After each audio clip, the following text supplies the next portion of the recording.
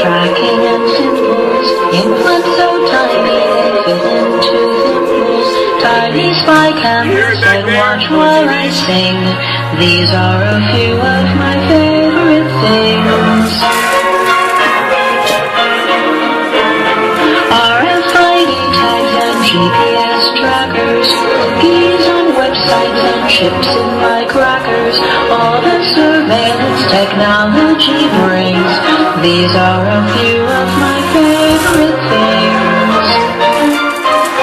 Big brother watching to save me from dangers, x-rays at airports and pat-downs by strangers, homeland security acting like kings. These are all of my favorite things. When I'm cornered, when I'm fed up, when I want to flee, I simply remember my favorite things, and then I don't feel so free.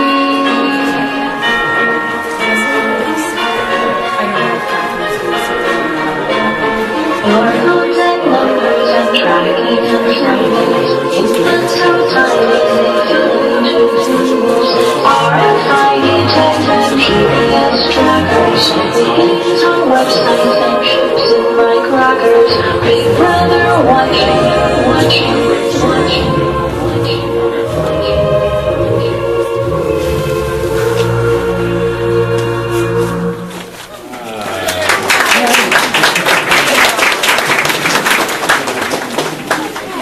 So I want to start out by thanking our sponsor for my trip out to San Antonio and also here to Austin, StartPage.com, the world's most private search engine. If you're not familiar with StartPage, it is the way to search Google privately, and we encourage all you guys to stop saying Google it and begin saying StartPage it. And my colleague, Katie Doyo, so we're going to be talking about the battle that we've been fighting down in San Antonio, and Katie was the person who flew down, actually took time out of her busy schedule, and flew down to San Antonio to help organize the event down there. So she's been working very closely and really heading up our opposition to what's going on in San Antonio. So Katie also works with me at StartPage, and let me introduce Katie Delius.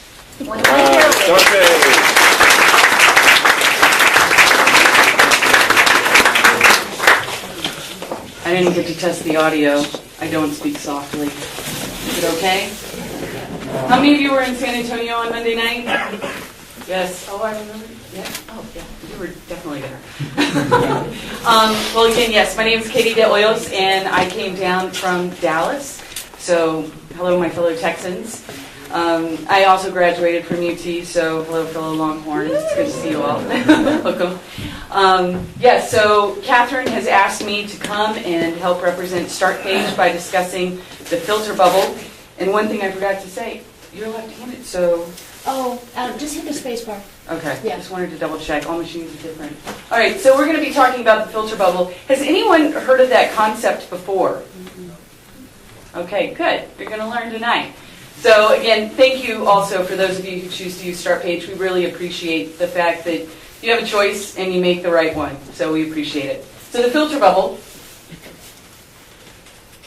as you can see, once upon a time, the internet was a wide, open highway built for speed. But it was nearly impossible to navigate all that content. We needed help. That's where the search engine came in and became our tour guide and trusted friend.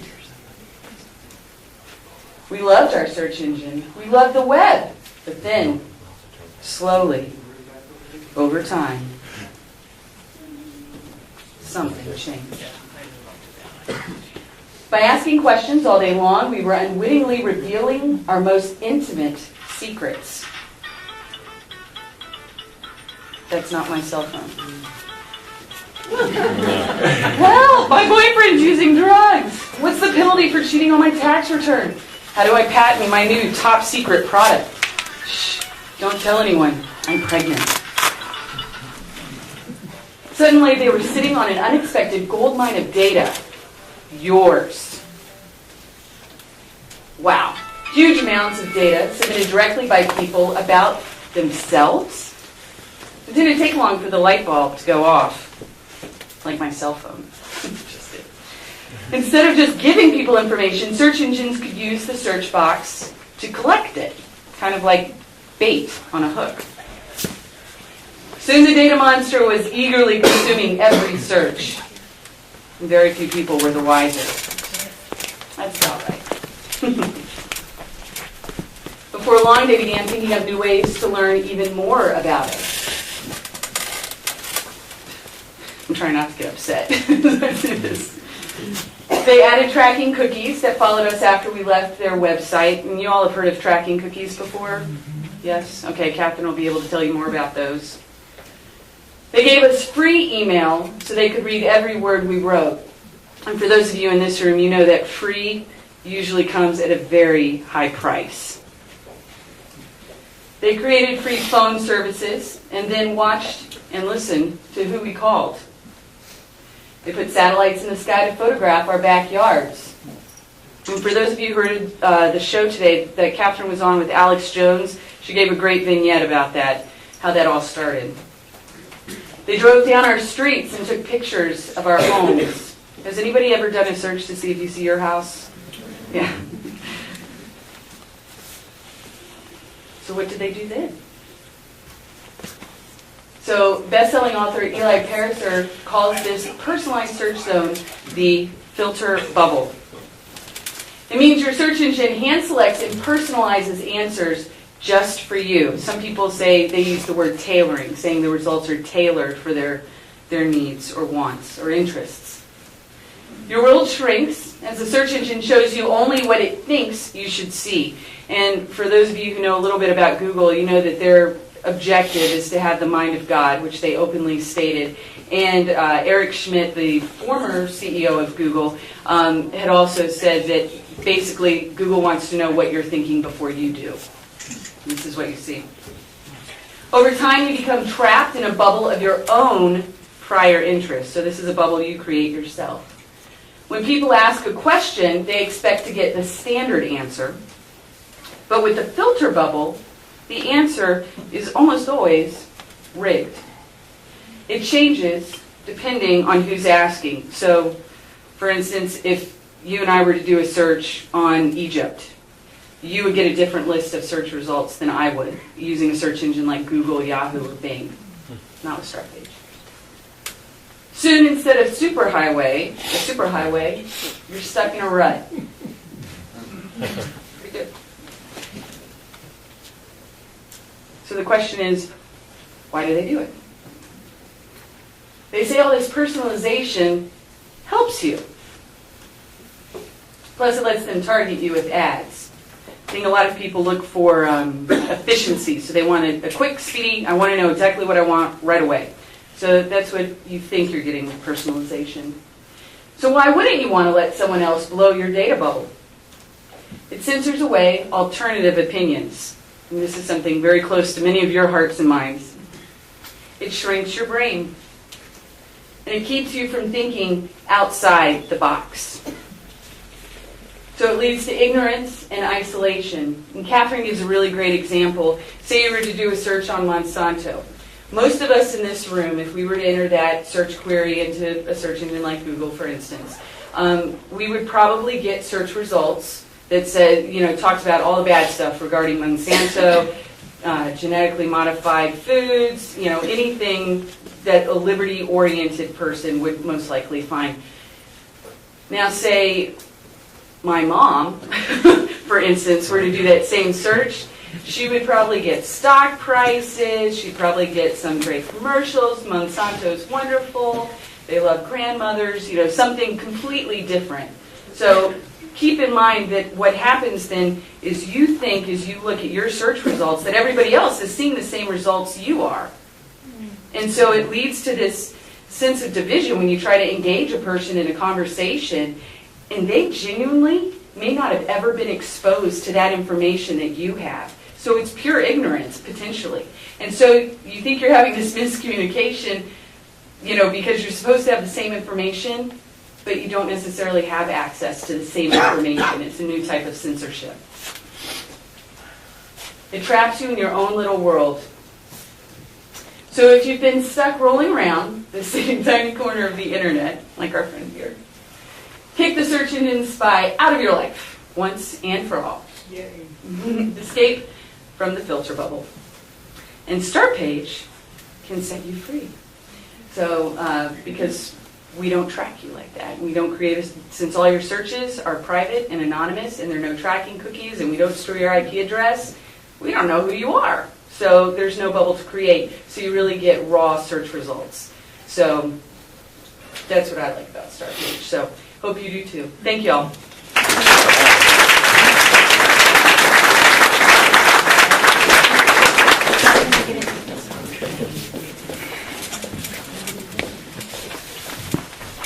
All right, Start Page, everybody. Instead of Google, Start Page, right? Start Page it instead of Google it, right? We need to replace that vocabulary.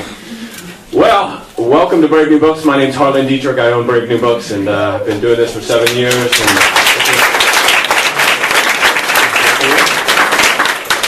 this is Catherine's second time with us, and just as amazing as a response as the first time. We have all these people here, and I think there's a lot of new faces, so that tells us that our movement is actually growing, and we're actually getting new people into the fold and aware of this information, so that's great. And speaking of information, how many people here heard about this event by listening to 90.1 here locally? So that begs the question, why the 3 people that didn't raise their hand, why aren't you listening to 90.1? What are you doing? Anyway, 90.1 is a great gem for us here and a great treasure. So please try to support it. We have a donation box on the counter. If you can give them a few bucks, it would go a long ways to keeping them on the air with all the costs they have. And we all enjoy it. And we enjoyed it today listening to Katherine and Alex on 90.1. How great was that, right?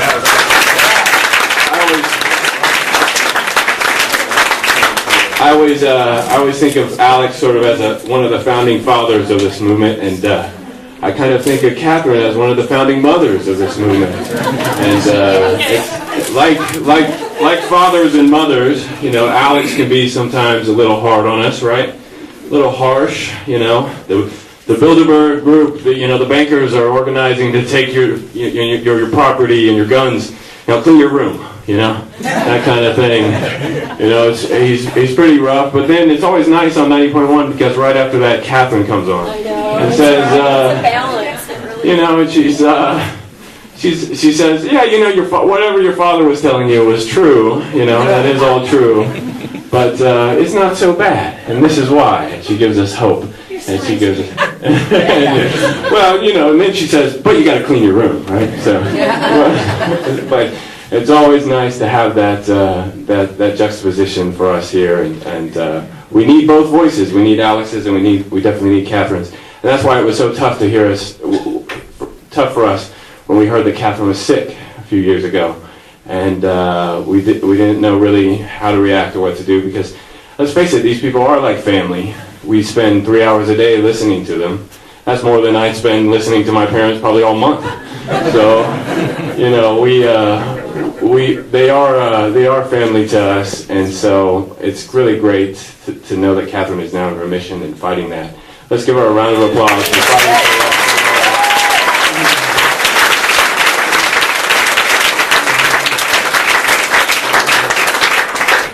We all pray for her every day and hope she pulls out of this completely.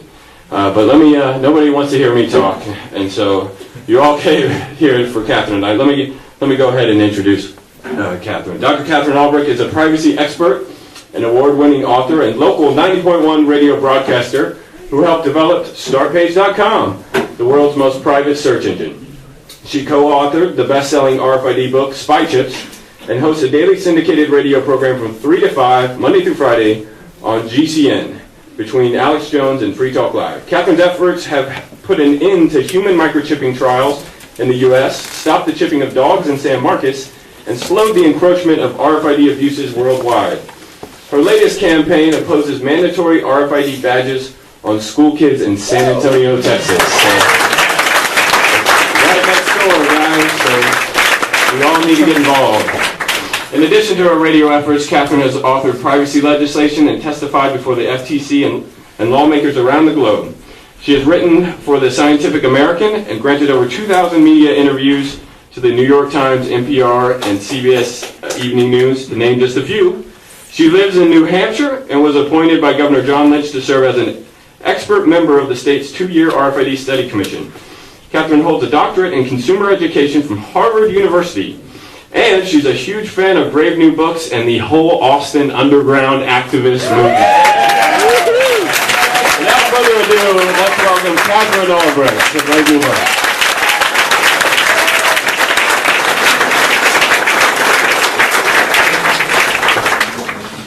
All right, well, hello, Austin.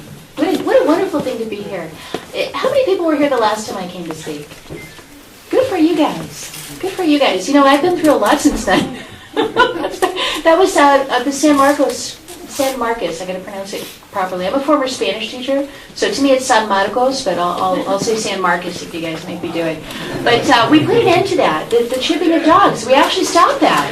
And putting flowers, drove a stake right through it. So now we have to do the same thing down in San Antonio. I'm going to be talking about that tonight. And as you know, I was thinking, what do I really want to say to the listening audience? Because you guys really are sort of the core of my radio listening audience here in Austin and in Texas. And I thought, what do I really want to say tonight? And what's happening in San Antonio with the RFID tracking beacons around the necks of school kids? What is that really about? And if you listen to my interview today with Alex Jones, you know, I really laid it on the line. I mean, I'm like wearing it on my sleeve these days, that this is a spiritual battle. And what I find so interesting, unlike all the other battles that I fought over all these years against Walmart doing chipping and against supermarket cards and Albertsons introducing cards, my very first protest was in Dallas. What did all those battles really boil down to?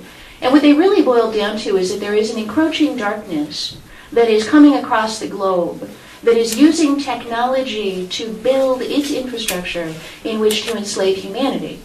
And that goes beyond just your average corporate greed or your government tyranny or your things that we've always had throughout all of history. This gets into like a very different phase of human history that we are all entering into together. And as I think about this, and I think about what's happening in San Antonio is about the mark of the beast. That is the battle that's being fought in San Antonio because Andrea Hernandez, brave 15-year-old 10th grade honor student. Yes, I wish she was here so you guys could see her standing ovation. So brave and fabulous Andrea, who I got a chance to meet for the first time just this week, and by the way, I love her every bit as much in person, if not more than I did before. But brave Andrea is saying very vocally to the school, you can't do this to me. Now, unfortunately, they're still doing it to 4,199 other kids, but she said, you're not going to do it to me, because my deeply held religious convictions say that this is a spiritual blight that you are rolling out in my school, and I'm not going to let you roll it out around my neck. So as I was thinking about this and really thinking, what do I really want to say to folks tonight at Brave New Books? What I really want to say is the actual nature of this battle.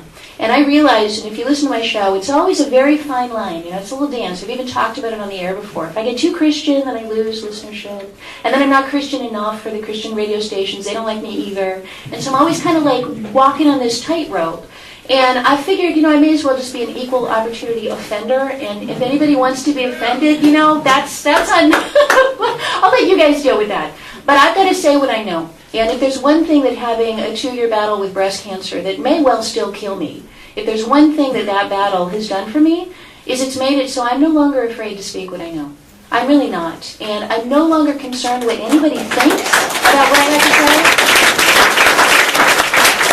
Because that's the strongest weapon they have against us, truly, in our society today. They're not really using guns and tanks against us yet. I mean, you know, Alex tells you about the kind of, believe me, you'll know about it when they do, because Alex will tell you. So we see it kind of coming in on the periphery. But on the day-to-day level, we're not living in North Korea, where you can't, you know, text something on a cell phone to somebody about the truth. We're not living in a world where you're not allowed to speak to somebody on the street about your religious convictions or your personal convictions. We don't live in that world. But the reason we don't do it, and the reason we don't share what's actually going on, is shame. You know, we're worried. What are people going to think? I'm a conspiracy theorist, or, you know, one of those nutty Mark of the Beast Christians. And I'm to the point where I really think we, as a community, Christian and otherwise, if you believe in goodness, we must rise and shine. So it's time. See, Isaiah 60, it's not in my slide, I wish it was, but Isaiah 60 talks about a time when deep darkness will cover the world and its people, but the glory of the Lord will rise upon us, and we will rise and shine, and nations will come to the brightness of our rising. So this idea of rising, the brightness, the truth, the goodness, that's where our focus has to be. All right, well, let me give you a little background. And I'll get out of here. Make my way over to my other presentation. All right. So this battle down in San Antonio, just to give you the background, the school in the fall introduced something called the Student Tracking Pilot, in which 4,200 kids at one middle school and one high school have been issued an RFID badge. It's an ID badge about 5 times thicker than a normal badge with 2-button batteries inside. And every 25 seconds, I thought it was 45, but it's really 25, it emits a unique ID signal, a numerical signal, in a cloud of electromagnetic radiation around each kid. Each cloud travels anywhere from 75 to 300 feet in all directions. So each kid is walking around inside of their little data numerical cloud. And reader devices have been installed in the ceiling throughout the school that pick up that signal and then record the precise location of every kid every 25 seconds throughout the entire day. There is no off switch on this, so when the kids go home, they take it home with them. It's in their backpack, it's sitting on their kitchen table. It's still broadcasting. It's beaming out to the street, it's beaming to the neighbors. It's still creating this 300-foot swath. By the way, 300 feet is the length of a football field. So just to put that in perspective, that's a big, honking cloud of number around you. So when we heard about this, Katie flew down from Dallas to San Antonio and worked with Andrea Hernandez and her family, and Leticia and other families down there. All got together. We did a really wonderful protest on the first day of school to bring awareness about this. And Andrea, as I said, opposed this. Well, she actually sued them in court, saying that she believes that this is the precursor to the mark of the beast, that it's conditioning people to accept the mark of the beast. And the courts now, on several occasions in multiple appeals, have ruled against her. And as of last month, January 18th, she was expelled from her school. So she is no longer attending John Jay High School. She's now had to switch to a different school. And you think about the cruelty of that? You know, a 15-year-old girl, I used to be one, and I can tell you, at 15, your school, your friends, that's your world. You know, your social environment at 15 as a girl is all based on those relationships. And so to take a girl and forcibly force her to leave the school because she would not comply with this is actually pretty horrific. So given that her whole battle has been about the mark of the beast, and given that the judge said the reason I'm tossing your case out is because I don't believe that you sincerely hold those beliefs about the mark of the beast, I thought I would kind of give you guys an overview of what that's all about. And maybe by the end, those of you who are a little bit skeptical might move just a little bit closer to getting what Andrea is all about and what I'm so concerned about. All right, so let me start with just the actual scripture. If you turn to the last book in your Bible, the book of Revelation, it's easy to remember, last book in the Bible, and then the unlucky number, which is 13, turn to chapter 13. Look at the last 3 verses in there, 16 through 18, and it says this. And he being the beast of the end time, causes all, both small and great, rich and poor, free and bond, which means imprisoned or enslaved, to receive a mark on their right hand or in their foreheads, and that no man might buy or sell save he that had the mark or the name of the beast or the number of his name.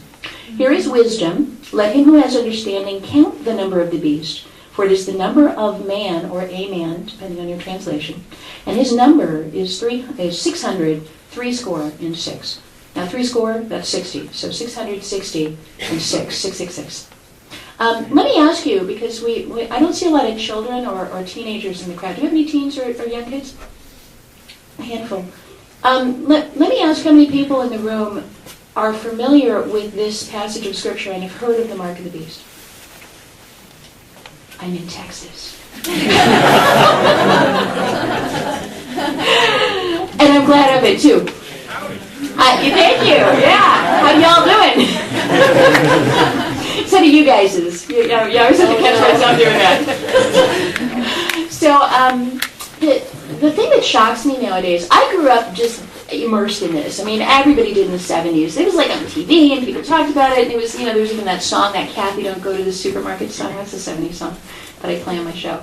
So in the 70s, everybody heard about this, but I am stunned at the number of people I talk to nowadays who have no idea that there even is a prediction in the Bible about the mark of the beast.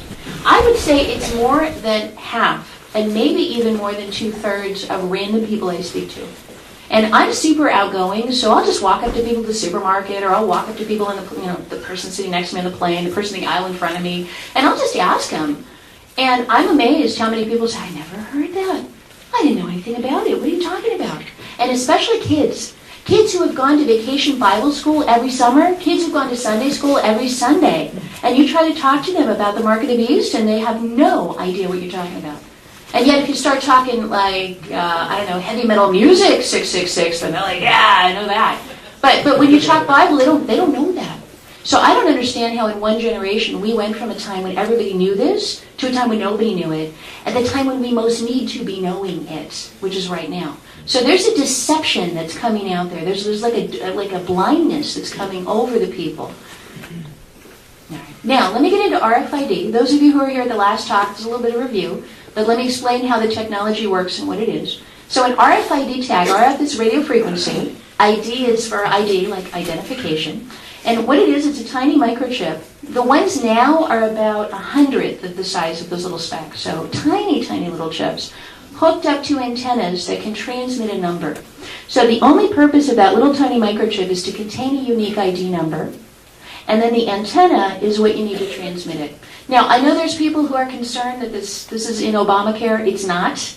Trust me, it really, really, really isn't. I promise I would eat my hat if you can show me that it's in there, because it's not. Other people concerned that they can put this in you with a vaccine. They can't. Even if they could inject this into you, it would do absolutely no good. Because without an antenna, the little microchip can't transmit its number. So you could be filled with these microchips, it wouldn't really matter. They wouldn't do anything. So once you hook it up to an antenna, though, then you have the ability to transmit the number at a distance, and that's what the whole RFID infrastructure is about. So you've got an RFID reader. This particular RFID tag, the one I just showed you, had no battery. Right there, it's just a sticker. This is a little chip, a little thing, a little antenna. In order to get a read out of it, you have to stimulate it with a radio frequency signal. So this reader sends out a signal, a little burst of energy that's picked up by the antenna, powers the chip to release its number into the air. And that's how the system works. Now, unlike this system, this is a passive RFID system. This is what they want to put for the Internet of Things in your shoes and replace the barcode with. The one that they're using in San Antonio is active. So instead of looking like this, the power source is actually attached to the microchip, so that it's beaming out its signal without even needing to be stimulated by a reader.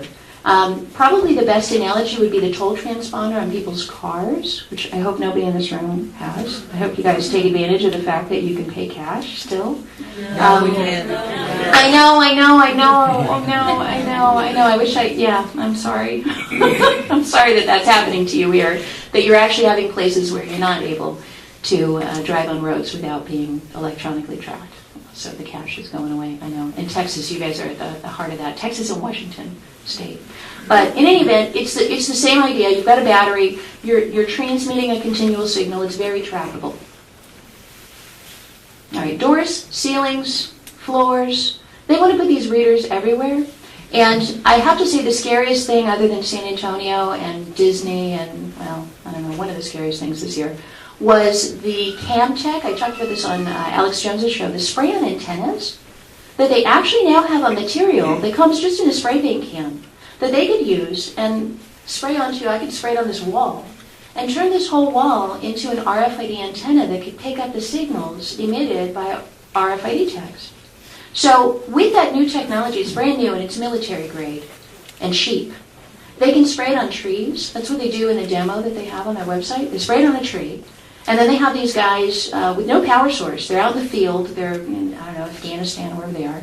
And they're actually able to get that tree to become a powerful enough antenna to broadcast to a passing plane. So what it means now, the implications for this are enormous, and I'm not sure I can convey them all right now. But it means that any place you physically go, that they could put paint on a wall or in a tree, it means that that place could be surveilling you and transmitting what it picks up from you to anything, to a satellite, to an airplane, to a nearby base station, to anything. It means that the entire world could become an RFID receiver. The whole planet, everything, every sidewalk, every lamppost, anything you can put paint on, could become a receiver, could become like the nervous system of the beast and pick up all of our signals. So then the real question is, okay, well, what signals would they pick up? Well, whatever signal they can convince you to carry around with you, or force you, as in the case of the San Antonio schools. So if Andrea Hernandez were to actually wear her RFID tag and walk into the woods, and they had taken those trees and painted them with this stuff, the trees could be tracking her. It's like something straight out of the Wizard of Oz. They could reach down and grab you. It's possible, and it's doable, and it's here. This isn't science fiction. All right. Now, why would they want to do that? People who read spy chips know that IBM patented something that they call the person tracking unit. Not my phrase, that's theirs. Lovely, isn't it? So the person tracking unit is this notion that they would have these RFID readers embedded in the environment, that when you bought something with an RFID tag in it, they would scan the number, use your credit card to link it to you, and then as you walk through the doorway and they saw in my shoe, unique ID number 308247, they would look that up in the Internet of Things. There would be a web page dedicated to my shoe, and on that page it would say, well, let's see, it was made in Taiwan, and it shipped on this boat, and it arrived at this warehouse, and it was sold at this store, and it was bought by Catherine, and it's been seen at these 800 locations over the last year. And let's just add one more. It just got seen walking through the doorway of Brave New Books. So that's the idea of this Internet of this person tracking unit, that we would be tracked through these emissions. Well, that's child's play. What they were thinking about back when they patented this, 2003-ish, I think. They're so far beyond that at this point. Right. Where do they want these systems? Everywhere. So bus stops, train stations, museums, theaters, libraries, you name it. They want to make everything trackable. They no longer really need a fancy way to do it if they could just use the spray-on antennas.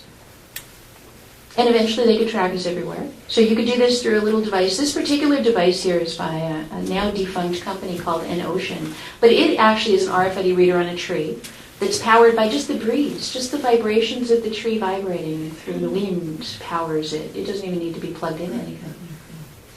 All right. Now let's talk about the Vatican.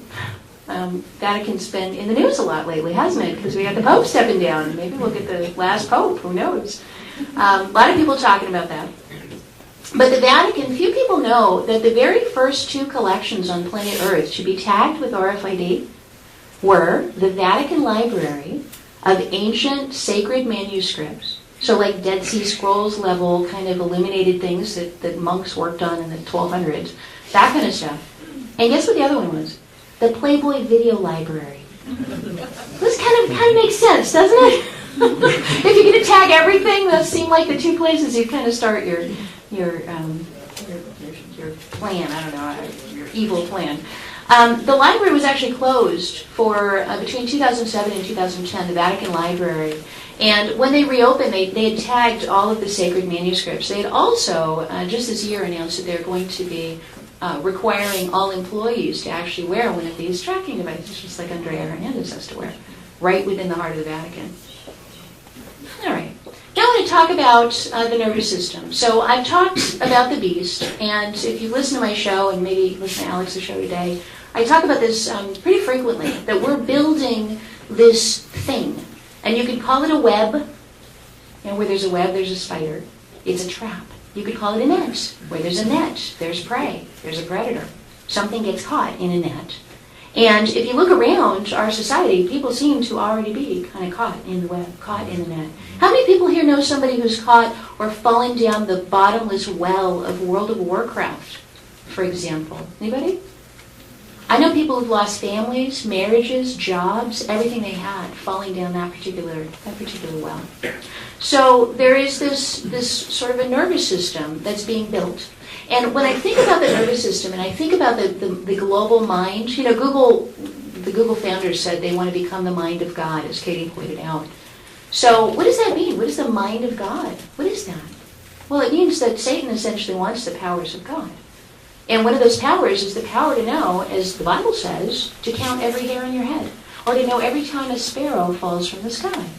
Well, Satan doesn't have that power as far as I can tell, but if he can use humanity to build that power in through technology, then he will have that power. You know, there are people who right now are actually talking about every animal on the earth having an implantable microchip put in them or attached onto them. There are people sticking them on bees in colonies so that they can track the bees as they fly around.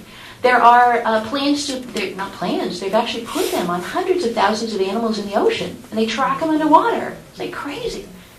So in a nervous system, every one of these little nerve cells sends a message to your brain. I put my hand on something hot, and my brain figures that out.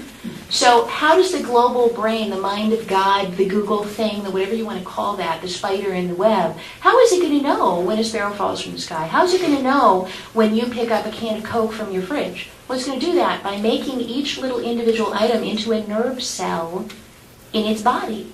That's what the RFID is. It's putting the sentience onto the physical individual objects so they communicate back to the central brain. And you are one of the things that they want to target as one of the nerve cells in the body. All right, so these are all images of nervous systems. Yeah. So this first image that I showed you of the nervous system is actually the internet. And I first had this realization when I was in the library at Harvard. My husband had sent me into the science library to pick up a book for him.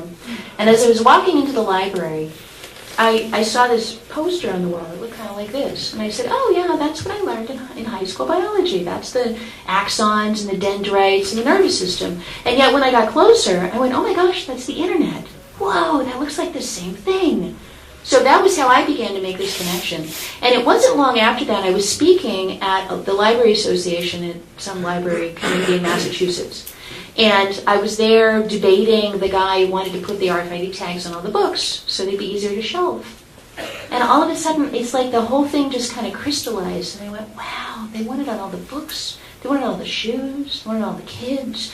If you ask the RFID industry, they'll say on every jumbo jet, every sewing needle, every physical object on planet Earth.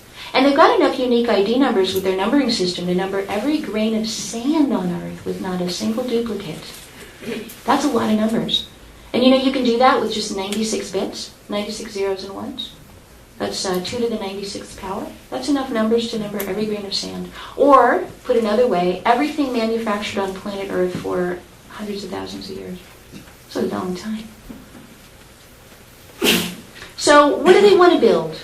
And this isn't me just saying this, and it's not just the Bible saying this. This is Ray Kurzweil, the guy who wrote The Singularity. This is IBM. This is all of the major technology corporations. They're starting to get weirdly, esoterically, new agely, weirdly religious. Because they're talking about how they're going to build this new era. And in this new era, there will be this planetary awareness. And it will be a smarter planet. Like the word smart, when you hear the word smart, run. So they want to build this in. This idea of the planetary skin, that's their phrase. They want a skin, they want a nervous system, they want a brain, they want all of these things. Now, I don't know if you guys ever noticed that the, Verizon smartphone, did you guys ever see this? This little eyeball on here? I thought, why would they make that seem so creepy? Oh, this kind of Verizon's little marketing tool. What is the thing that connects us with the mind of the spider? The thing that's connecting us right at this very moment, probably every person in this room, is your little handheld device. That's what you use to interface with the mind of the spider.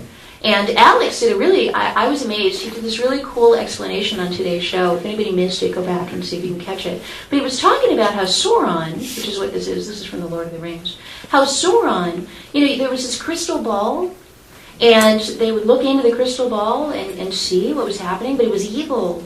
Because when you looked into the crystal ball, there was like a flash, and you saw that the evil was looking right back at you.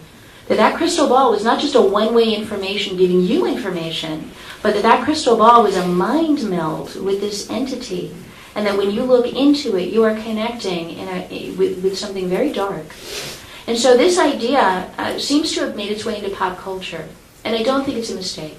HAL, anybody recognize the HAL 900 here? This is from Space Odyssey 2001, yeah, all the way back in the 70s. Most boring movie ever made. Oh, yeah, I can't do that, Dave.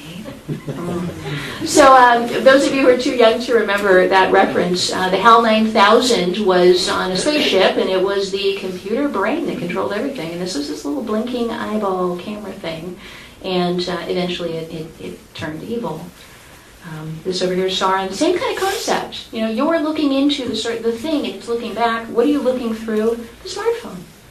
I blogged about that new ad where the Verizon phone, the creepy Verizon phone, like actually implants itself into a person's DNA and like consumes their body from the inside out in this futuristic sci-fi thing. I'm like, wow, they're really coming out and saying it, aren't they? And that's an ad. That's meant to make you want it. That's meant to sell the product. I'm like, wow, we're living in a weird era if that's going to sell stuff. All right. So where did this all start, and how did we get launched onto this bizarre path that we are on? Well, it all started back in the Garden of Eden, way back when. Let me read this. This is Genesis 2. The Lord God took the man and put him in the Garden of Eden to work it and take care of it. And the Lord God commanded the man, "You are free to eat from any tree in the garden, but you must not eat from the tree of the knowledge of good and evil, for when you eat of it, you will surely die." And that's in Genesis chapter 2, verses 15 through 17. All right, well, that was a lie in a way, in a measure, right? This idea that you will surely die, a lot of people have said, well, they didn't die, though. Look, Adam and Eve, they went on, they had all of us. They didn't die. Well, the lie here was told by Satan originally, you will not surely die. For God knows that when you eat of it, your eyes will be opened, and you will be like God, knowing good and evil. All right, well, what's the knowledge that we got in exchange for biting into that apple? Well, it's knowledge. That was a tree of knowledge. And if you think about knowledge, especially technological knowledge, it's always good and evil. I can't think of a single technological development in the history of humanity that hasn't had both with it. We opened Spy Trips with a quote by C.P. Snow, who's a New York Times journalist, and he said, technology is a queer thing. It gives you great gifts with one hand, and it stabs you in the back with the other. And every time I say that quote, people nod in recognition because we feel it. It's not only just good. It's got a dark side, always. So this idea that somehow you will become God, God said, if you try to do that, you're going to kill yourselves. You'll die. You won't survive that process. So let's talk about the deal that got struck there in the Garden of Eden. When the woman saw that the fruit of the tree was good for food and pleasing to the eye, and also desirable for gaining wisdom, she took some and ate it. She also gave some to her husband who was with her, and he ate it. Then the eyes of both of them were opened, and they realized they were naked. So they sewed fig leaves together and made coverings for themselves. Now, what's interesting about this, if you look up the word technology and the history of technology, like at MIT, they have a science, technology, and society department that I took a bunch of classes in as a graduate student. And they'll tell you that the very first technology was handicrafts, and that the very first handicrafts were the creation of clothes. So they're on board with this same idea, that we actually began on this road towards technology by making clothes for ourselves. Seems like a good idea, right? Now all of a sudden the garden's not your friend anymore. You got briars coming up, it's getting cold, it's changed. And now you need the technology, so now you're dependent on it. You actually require a relationship with it now because you've given up your relationship with God. But the gift that we got in exchange for biting into that apple, that gift of knowledge, was a curse. Technology, and there's my little quote, my C.P. Snow quote, it's a queer thing. Right? Technology, when you talk about you will surely die, doesn't everybody kind of have a sense that at some point our technology is going to do us in? Or is it just those of us who grew up in the 70s under the threat of the Cold War, who every time a plane flew overhead wanted to duck under our desks because we thought it might drop the bomb? You know, I don't know how many people are old enough to remember growing up with that fear that we weren't going to even live out our natural lives because we were all going to be annihilated by a nuke. Now we have new fears. Now we're going to be annihilated by GMO foods, or we're all going to become sterile, or we're all going to get cancer. So, where have I seen the apple with a bite out of it before? There it is. This is not a mistake. This is laughing in your face, is what it is. This symbol is laughing at you. Yeah, Steve Jobs. So let's talk about Apple for a minute, because if Google is the global brain, what is the thing that has enabled us to interface with it? It's the iPhone. Introduced, by the way, just 6 years ago. Can you believe that? Only 6 years. 7 years ago, there was no iPhone. There were no smartphones 7 years ago. This is happening fast. So let's talk about what we're all carrying with us. See, when I started doing this work back in 1999, and then when I found out about RFID in 2003, there were no smartphones. So RFID was really scary. Whoa, you mean there's going to be something we're going to have stuck on us, on our person, that's going to communicate with some kind of system? Ah! Nowadays, people go, RFID? What are you talking about? I got a cell phone. It's already doing that. It's only been 6 years. So a lot of the stuff that I was sounding the alarm about now, I can't get anybody to even think about, because they've got cell phones. And not only did they have cell phones, but nobody had to make you with guns and tanks and force you to carry this tracking device. You probably paid $300, $400, $500 for it. And you probably thanked the day that you got it. So what a switch that we're now empowered, quote unquote, by these devices, with the Apple with a bite out of them on the back, to communicate with the global brain, and we're checking in with the mothership multiple times every single day, with the spider sitting there in the center of the web, in the net. And we're using the web and the net to communicate with it. All right, so what's up with Apple? Do you know the Apple, they call it the Apple Temple? The number one most photographed object in Manhattan is the Apple Store. Yeah. Religious fanaticism, this is a humor website, but yeah, bow down to your new god, and then they've got all the religious symbols, and then there's the apple. And isn't this weird, 1997, this apple with a crown of thorns around it? It says pray. Ew.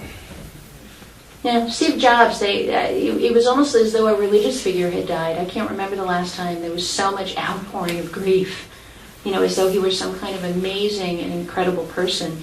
And the reality about Steve Jobs, do you guys know how he came to his knowledge, technological prowess?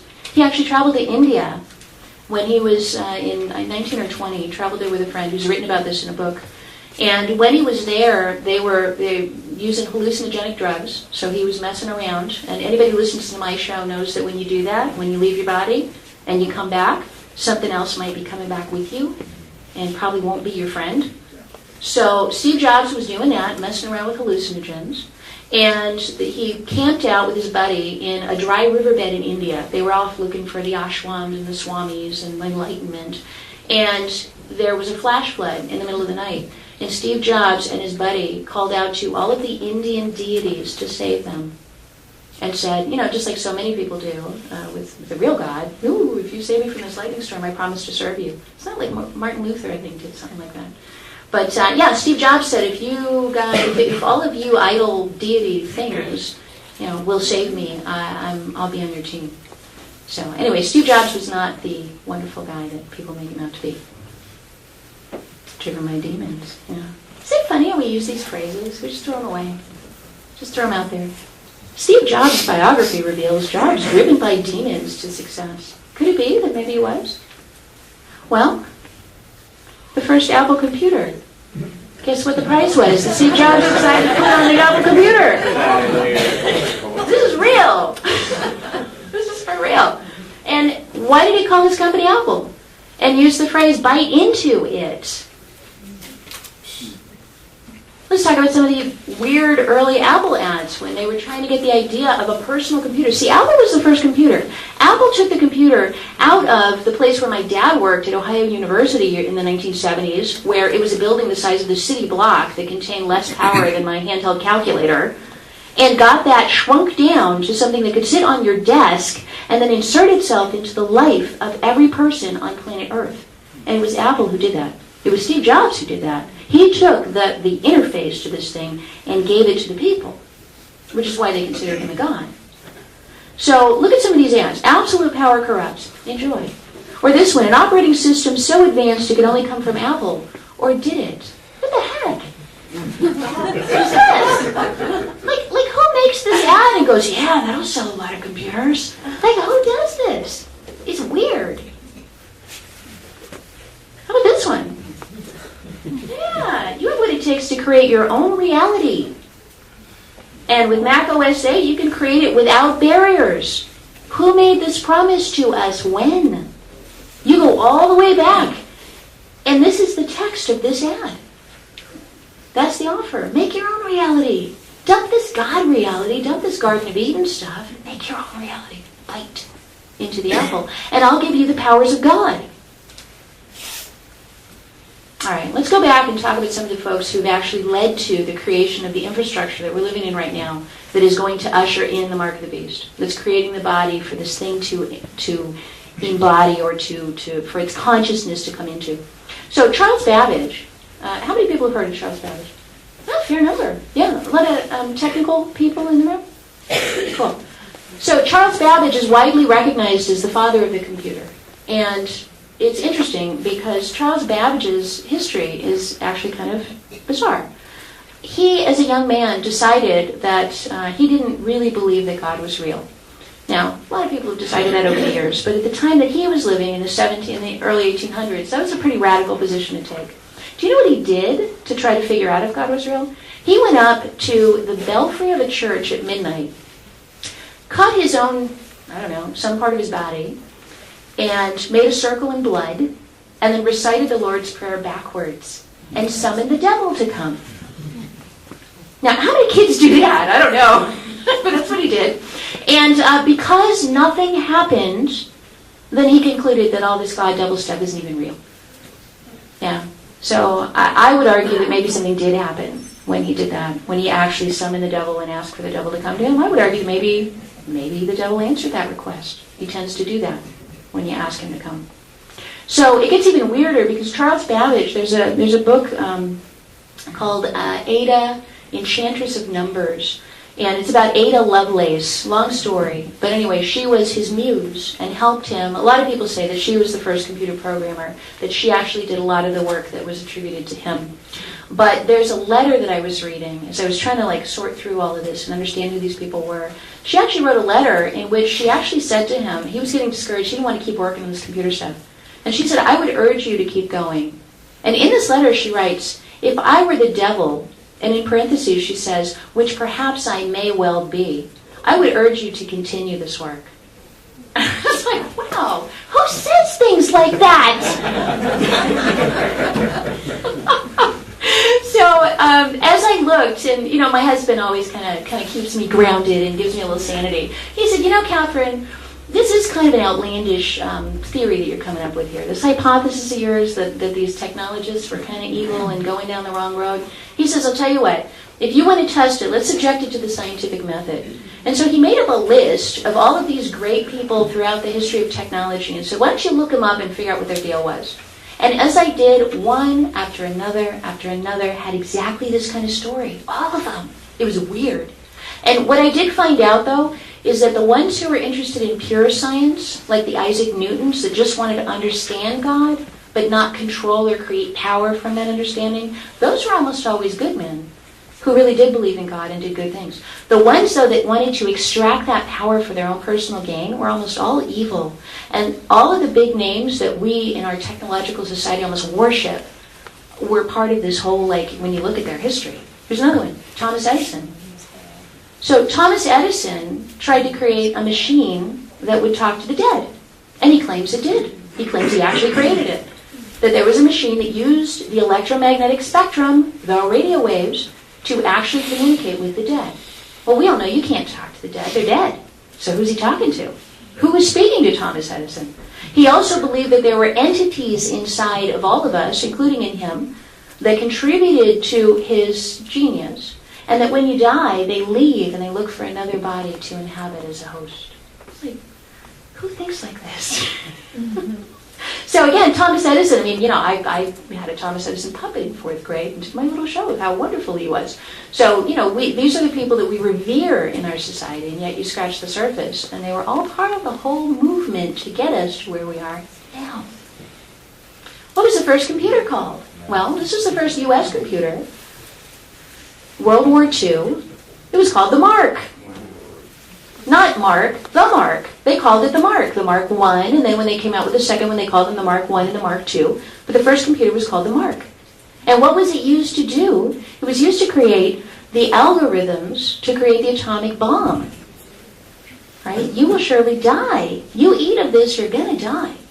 So that's what they did with it. They didn't figure out how to end world poverty or anything else. They figured out how to create the ultimate, I think it's the abomination that causes desolation of the Bible.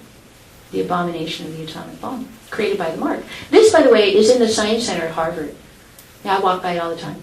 You just walk in the Science Center, there it is. This is just a little piece of it. It was huge. But down along the side here, you can see that's all the pictures, all the men working on it, all its wires, and it looks like a circulatory system. You know, it looks almost human. You see these wires that are connected, and then you see the diagrams of the human body. It's kind of bizarre. All right, what about the barcode? So whenever I talk about the mark of the beast, and I say, you know, all this RFID stuff is really moving in that direction, yeah, come on. People said that back in the 1930s when they tried to introduce a social security number. People said that in the 70s when they introduced the barcode. And I'm like, uh-huh. And they were right. Because all of those things were necessary precursors or necessary stops along the train track that's taking us to the mark. It's not just going to be one day we're living in caves or doing agriculture with handheld plows, and then the next day there's going to be a mark of the beast. There's steps. There's pieces. You had to have electricity. You had to have an internet so that you could find all people on the globe, great and small, rich and poor, free and bond. You had to have a way to find them all and communicate with them all in real time. You had to have a digital system. You had to create binary. You had to do all of these things. You have to have optical reading systems. You have to have this idea. And the barcode's fascinating because you know what the barcode did? The barcode took physical objects like, I don't know, like a can of Coke. I don't drink Coke. But, you know, a physical object like a can of Coke. When I was growing up and I would go to the grocery store, it would have to have a price tag on it. And do you remember the cashier would punch in 79 cents? Probably cost a six-pack back then. And you would get a receipt, and the receipt would just say 79 cents, 0.79. You had no idea what that was. Well, the store didn't know either, because the system, there weren't even computers, the cash register couldn't identify the can. Only a human could identify that that was a can. Well, what the barcode did was it enabled machines to identify physical objects and interact with the world. See, think about that for a minute, because before there was a barcode, there was no way that a machine would know what something was. It couldn't interact with the world. So that was the barcode, and then when you get to the RFID tag, it enables the machines to do that in real time. And that, again, creating those nerve cells at the end of the dendrites for the global brain to feel everything happening in real time. All right, RFID. So this is just one of a passing array of things that's going to come and go along these lines. And each one is more powerful. Each one adds an additional component to transmitting information to this global brain. And now, what do they do with RFID? All right, let's talk about the two places that RFID actually went forward.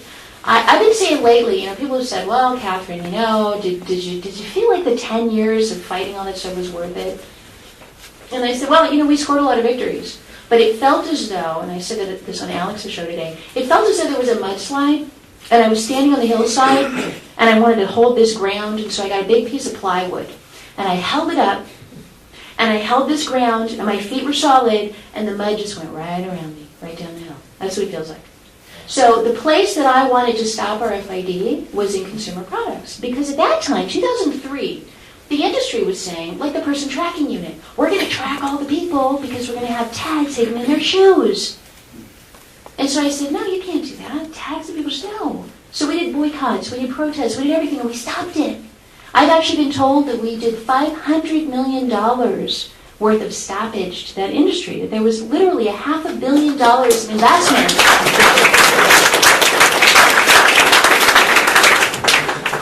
So we stopped that, and very effectively too, may I add. So we don't have chips in our shoes. There is no RFID tag in your shirt right now. There is no RFID tag in your Big Pen.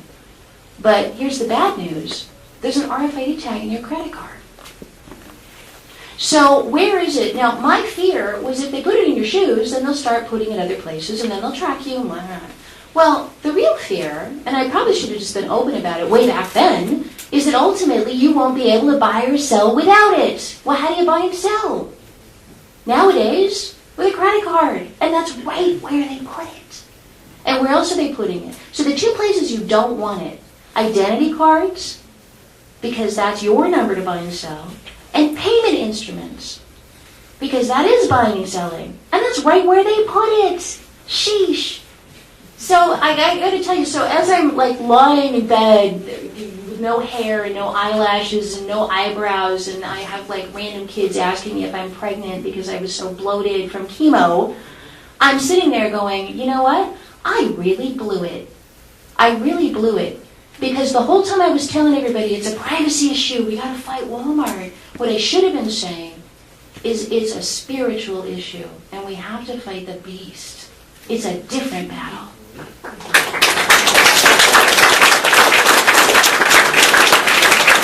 I don't know how much more breath the Lord is going to see fit to give me.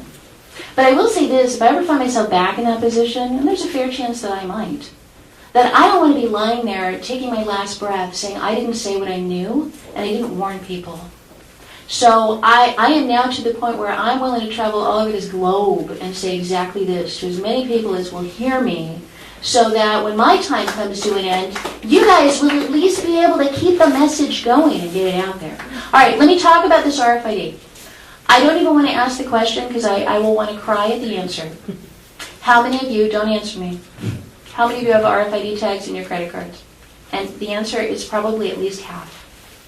So in your wallet right now, you have a device, a tiny microchip hooked up to a miniature antenna containing a unique ID number that you use to buy and sell, that transmits a unique ID number to the global brain through whatever mechanism you're going to use to connect with it, right? You're going to use it at the cash register, you're going to scan it at the gas pump. You're already a lot further down the road to doing that than I ever thought I would see in my lifetime. So let's talk about the smartphone here for a second. That's going to be, I've said this before on my radio show, I've talked about smartphones a lot. The phone is going to be the mechanism through which you interface with this. It will become your prison bars. The phone will enslave you. Spiritually, emotionally, mentally, physically. It's going to enslave you ultimately in every possible way that it can. Because it is the tangible piece of the thing that's being built, that's been issued specifically to you. Let's talk chip implants for a minute. So we've seen this ad. How many people have seen that ad where they put the phone inside the person? I'll see if I can pull it up later and play it for you guys because it's really mind-blowing. The thing wants to get inside of you. It does. The thing. The dark thing. It wants to get inside of you. It's always wanted to get inside of people. That's what it does. And if it can get inside of you technologically and get you to welcome it instead of fight it, then you're already down the road that it wants you down. So this idea of microchips in human beings and microchips in living flesh, microchips in animals in San Marcos, ought to send chills down your spine. If it doesn't, then I would strongly suggest that you do a really hardcore assessment of where you stand spiritually. Because it should. If you're alive and breathing and spiritually intact, this should make your skin crawl. And I mean really goosebumps. If it doesn't, again, that's a symptom that something's terribly wrong. And the fact that our society can put up Verizon ads that go, well, we can change our DNA by inserting the phone inside of us, the fact that that's an ad says that our entire society is spiritually sick. All right, so how does it work? RFID implantable microchips. It's the same chip, but it's inside of a glass capsule. Now, this is the current generation. This is the bare chip. I don't think that they're going to get anywhere with this, really, to be honest, because this technology it doesn't do much. All it does is when you put this inside of somebody's body, it enables you to run a scanner like 6 inches from their flesh and just get a unique ID number. It's a 16-digit number. That's all it does. It doesn't do anything else. Can't track you, can't be read from satellite, can't interface with the doorway, can't do anything. So I don't think we're going to see much of this for much longer. But the fact that this has been so controversial and people have talked about it so much, I think is an indication that we all have an inherent fear of this. All right, so how do you get people to agree to stuff like that? Well, you go after the kids. You go after the kids. So this is off the internet. I want you to see this beautiful little girl. Isn't she lovely? All right, well, she's got a mark on her hand. All right, this is one of the reasons I picked out this picture. And she's holding a toy. And what's the toy? Look at this toy.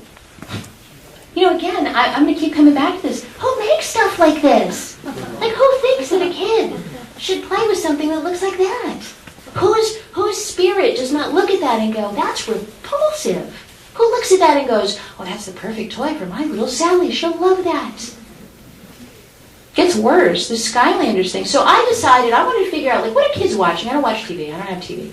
And so I said, what are kids watching on TV? What are kids playing with? Like, what's the kid culture nowadays? And so I looked it up, and the number one toy in America and the number one TV show among kids in America is the Skylanders. I was like, I've never heard of that. What is that? So I looked. It's this. Number one in America. And this came off of a coloring website for kids' educational development. You're supposed to print this out as a parent of your 5-year-old and let them color. Lovely. Yeah, take in mind the developmental domains of children. What else have you done today to develop your preschooler? That's what's said on the website right next to this picture. Who would give this to their kid? I get nightmares looking at it. Well, it gets even worse. This Skylanders thing, guess what you can buy with it? The portal of power. Guess what the portal of power is? An RFID reader. It's freaky. So you've got kids here. If you're interested in RFID technology, the portal may not be a bad way to get started. You can buy for your preschool kid this evil little toy with its evil little thing it's sitting on. I don't know, some people may know more about symbology than me, but it looks pretty evil. And you can set it on this evil RFID reader portal. And when you do, the video game on your TV makes this thing come to life. It brings this beast to life on your screen. And then you can maneuver it and use it to kill stuff. 5-year-olds playing this. You can see videos on YouTube of these kids. I love my Skylanders toy. And the kids look like they're completely whacked. You notice kids are getting weird lately? Yes. Yeah. All right.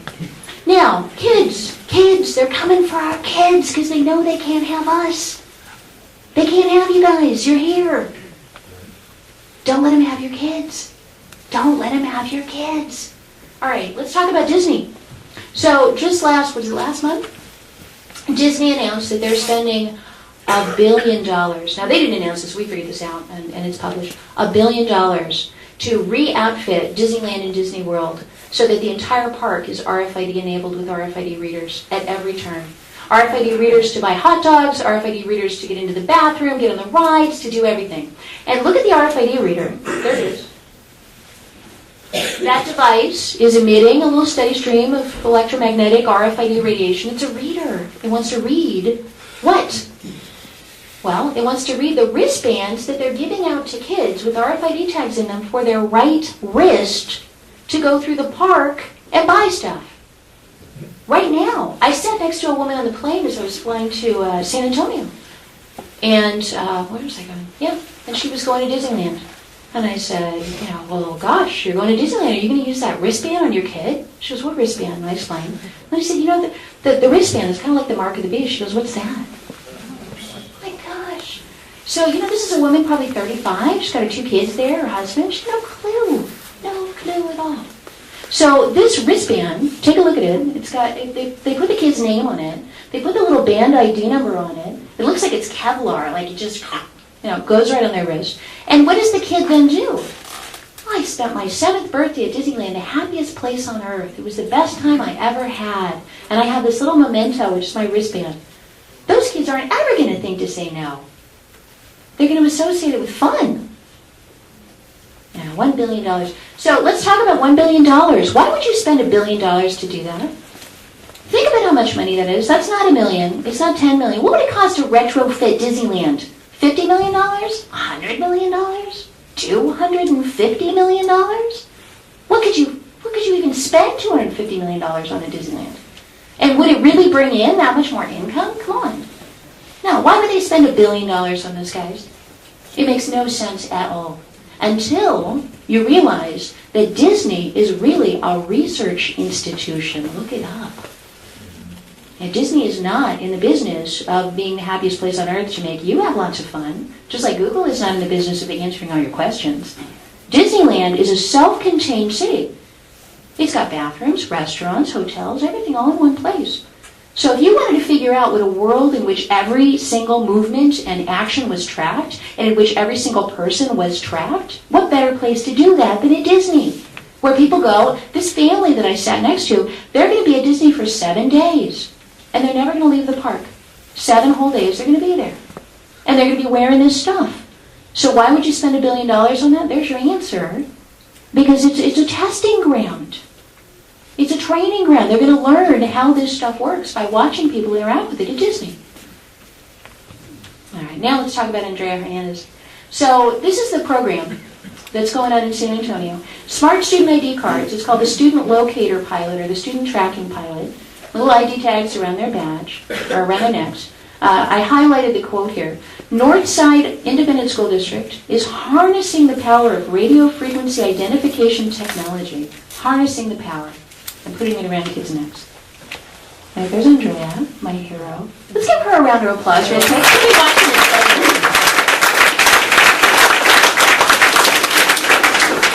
So I'm glad somebody out there said no to this. Right. You know, the school district has said out of 4,200 kids, only 2 parents have spoken out against it. As though everybody else loved it. You know, they picked the poorest district in San Antonio. You know, a lot of these parents don't speak English, and what's more, they're not documented. Do you think they're in a position to come out with pitchforks and speak to the city council and say, make it stop? I don't think so. This was not a mistake. They did not pick they didn't pick San Jose, California, and Silicon Valley for this. They picked the poorest district in Texas for this. These kids are in no position to say no. They can't even vote the bums out of office. They're captive. All right. Now, I want to show you a couple videos. I'll lighten the mood a little. Do we have a fan? Can we, move around. Move around. You guys all, you all look really uncomfortable. Yeah, you know how they advise you when you're working, you got to look out the window, kind of change your focus for a minute. Let's do that right now. This would be a good moment to just kind of take a breath. Woo, stretch. All right. Don't leave. Don't leave. All right. So I just have a couple of videos I want to show you, and then I want to open up for question and answer. And then I brought copies of Shadow Government, and if you have a copy of Spy Chips, happy to sign it for you. And let me tell you, this one was the one I really wanted to not be bald and sick with chemo, because I really wanted to go to Coachella and make this stop. So Coachella Music Festival, it's like Woodstock. It's this huge festival out in the middle of the Coachella Desert, the desert in California. And what they did was they issued wristbands with RFID in them through the mail to all the people who went to the event. And see the picture at the bottom right? It's kind of hard to see. But there's a cop. See the cop car here? Do you see this right hand with this chip on it? It's kind of hard to see here, but basically this is a diagram from the website. So what would happen is you would have to put this wristband on before you drove to the event. It's out in the middle of the desert. There's nothing for miles. They got the local police to set up checkpoints 1 mile around the perimeter of the entire event. And at the checkpoint, you had to roll down the windows and stick your right hand out the window so they could scan the RFID tag on your right hand before you could go into the festival. And not one single person anywhere said anything about the Mark of the Beast. Not one. I went all over the internet. I spent hours in start page searching. Not one comment.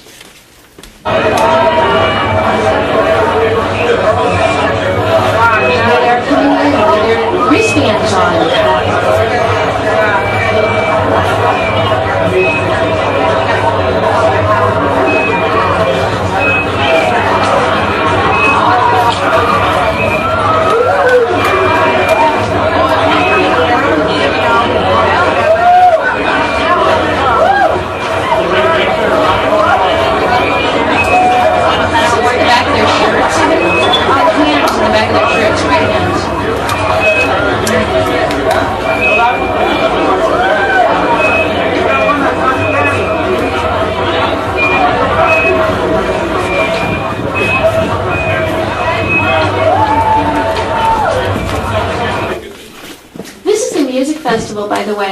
Do you guys remember when, I'm going to mispronounce his name, Tupac Shakur?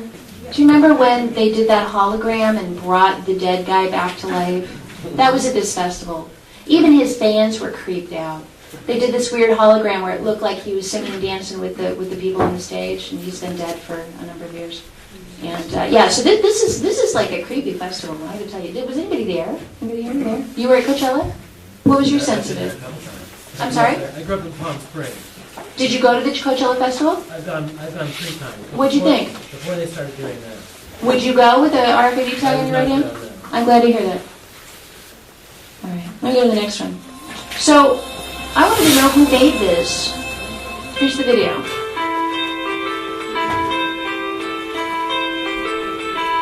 Intellytix is a leading global provider of RFID solutions for live events. Our game-changing technology helps event organisers to reduce costs, generate more income, and enhance the fan experience. We don't sell your tickets, but we can make them do remarkable things.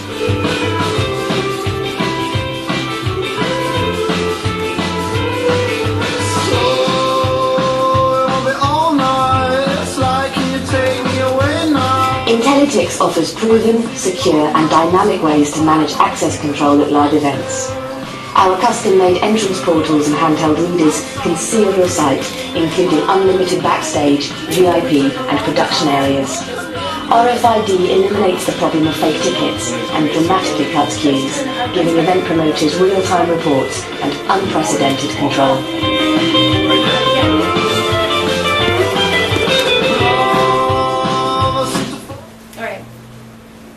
Sound off because I think the music is hypnotic. I think the music is evil. I think the music makes this sound good and fun. So now I want you to watch it without the music and notice what they're doing to us with the music.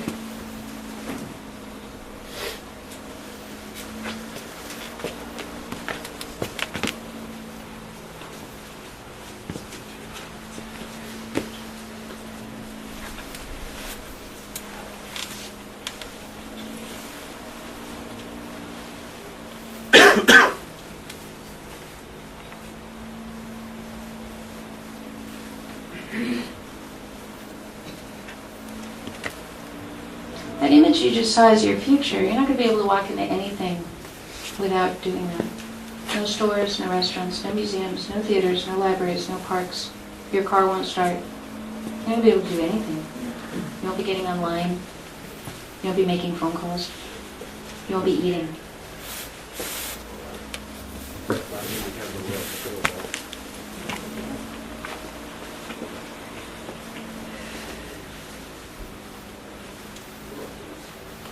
So what do they always do? Those bars, right? Bars. Rock festivals. Or they do it to captives, animals, old people, kids in government schools. All right. Yeah. Got another one for you. So what's the cool thing to do now? 10 years ago, when I first started talking about RFID, I would talk to people and say, they want to track you through RFID. Oh, no, I don't want to be tracked. Well, what do they do now? You go to an event, and they issue you the RFID thing, and you're checking in. I'm here now. Well, yeah, I'm here. Hey, global brain, look, I'm over here. So at this event, check in at the bobbleheads at which stage, right? This woman is walking over with her right hand and checking in so that everybody on Facebook can see where she's in. They did the same thing. 50,000 people. This is probably the biggest event at which people had RFID tags on them. The zombie pub crawl, where was this thing? Minneapolis, St. Paul. People pretended to be dead. They were issued RFID-enabled wristbands to track their every move. Cool! All right, that'll be fun. So they walked around looking like this. And the technology company that made it was called Alien. Who names a company that? And who makes like bloody claw marks be their symbol?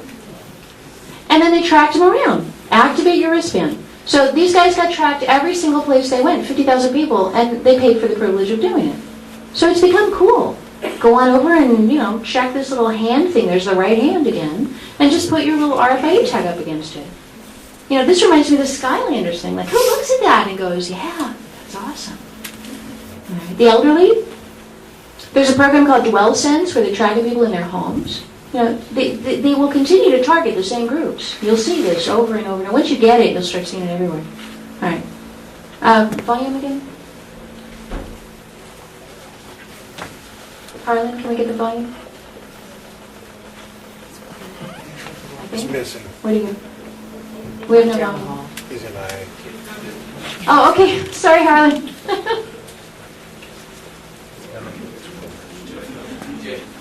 Come back now. All right. So the global brain, Google and God's mind. It's up if you need it, Kathy. Oh, okay, great. The boogie woogie Google boys, it appears, dream of taking over the universe by gathering all the information in the world and creating the electronic equivalent of, in their own modest words, the mind of God.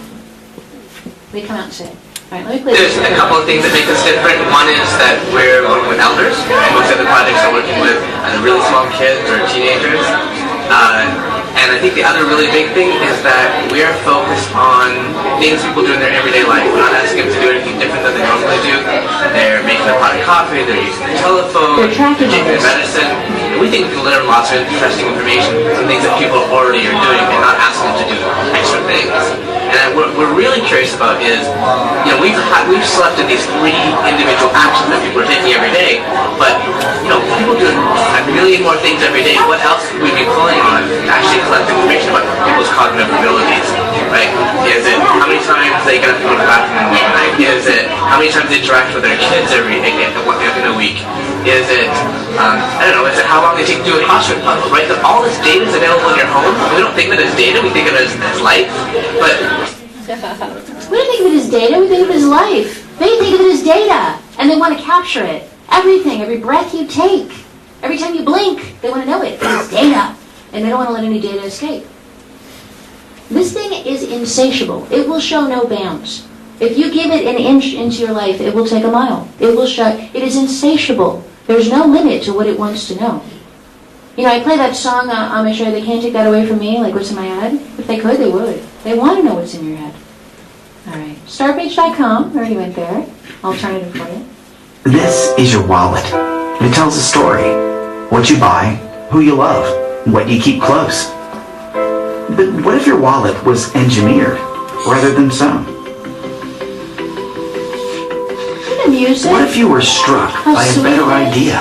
What if your wallet was a Google wallet? Nothing to see here. It would start with your cards, credit and debit, Visa, MasterCard, American Express, and Discover, all stored securely in the cloud.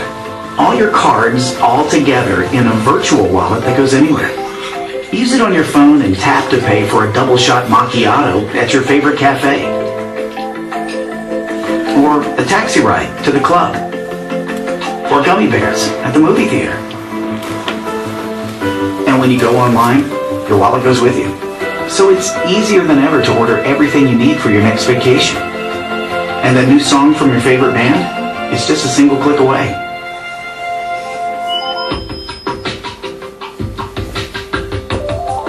Whether you're shopping in-store or online, Google Wallet keeps all your payment info safe and secure. It's everything you love, all in one wallet. What possibilities will it open for you?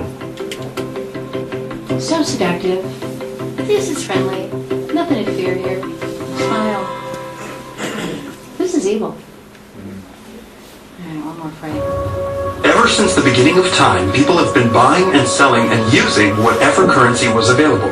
But today's digital economy is changing faster than ever, and currency has to change too. It is. Introducing Mint Chip from the Royal Canadian Mint, the evolution of currency. Money, as we know it, is fine for today, but tomorrow is a different story. Imagine a whole new breed of transactions that are smaller, faster, and virtually everywhere. That's where Mint Chip comes in. Mint Chip is currency in a digital form. Using a chip, you securely load value onto a smartphone, USB device, computer, tablet, or cloud.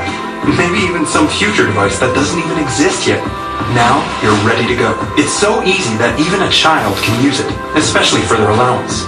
Mint Chip is better than cash, since you can use it online.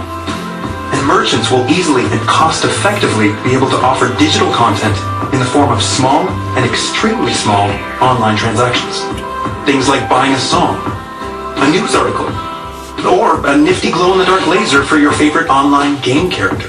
All for a few pennies. Virtual, of course. Plus, no personal data is required or exchanged, whether you're buying a decaf latte, a Canadian history article for school, or paying back that $10 you borrowed last week. Mintchip is harnessing some of North America's best brain power. We are changing the future. You can too. Mintchip from the Royal Canadian Mint. I wish I The could show that to my evolution grandmother. of currency. My grandma who died in the 70s, who told me about the mark of the beast. I wish I could just show her just a little bit of this. One more, last one. This is the one I wish she could sing.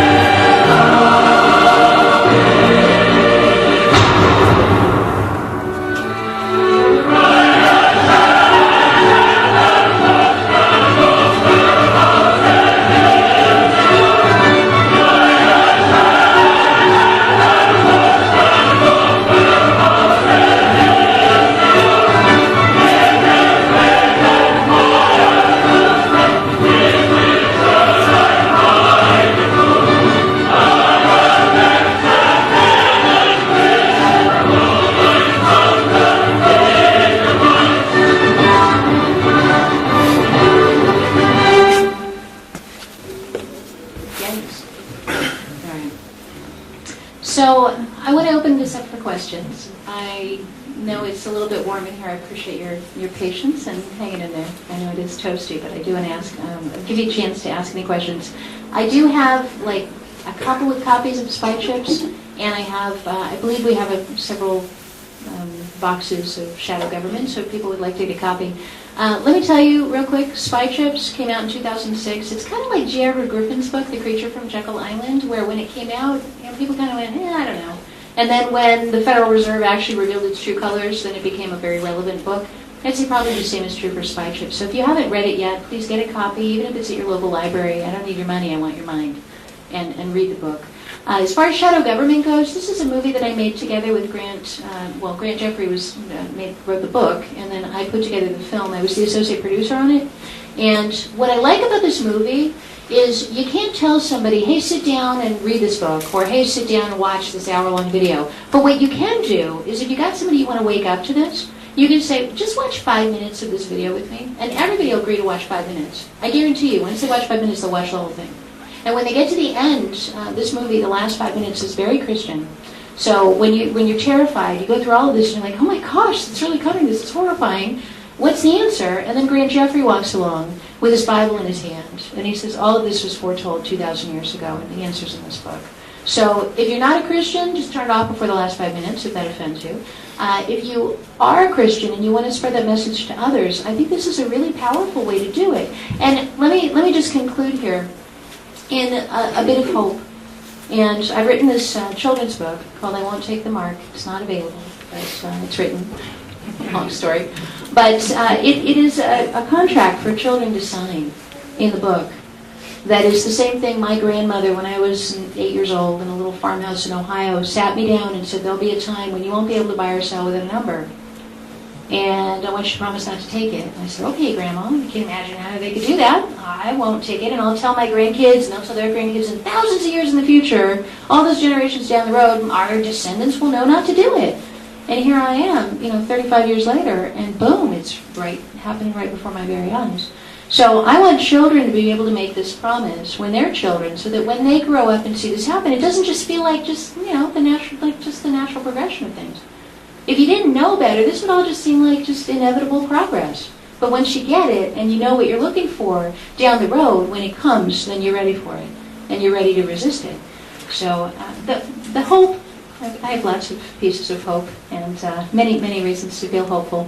But the main reason I feel hopeful is because if things are going to hell, and I think we all agree that they're going to hell, I think anybody would agree, that if they were going to hell randomly in a way that didn't look like the Bible, I would be scared, like nail-biting scared.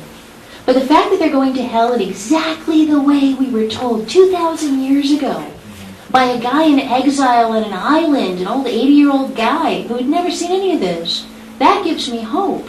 Because what it tells me is that every single thing that the Bible tells us is going to go wrong is going to go wrong. But then you read the other part, and there's a really fabulous ending to that book if you haven't looked lately. So we win. The good guys win. We just got to get through a little bit of darkness before that happens. So you can go ahead and talk.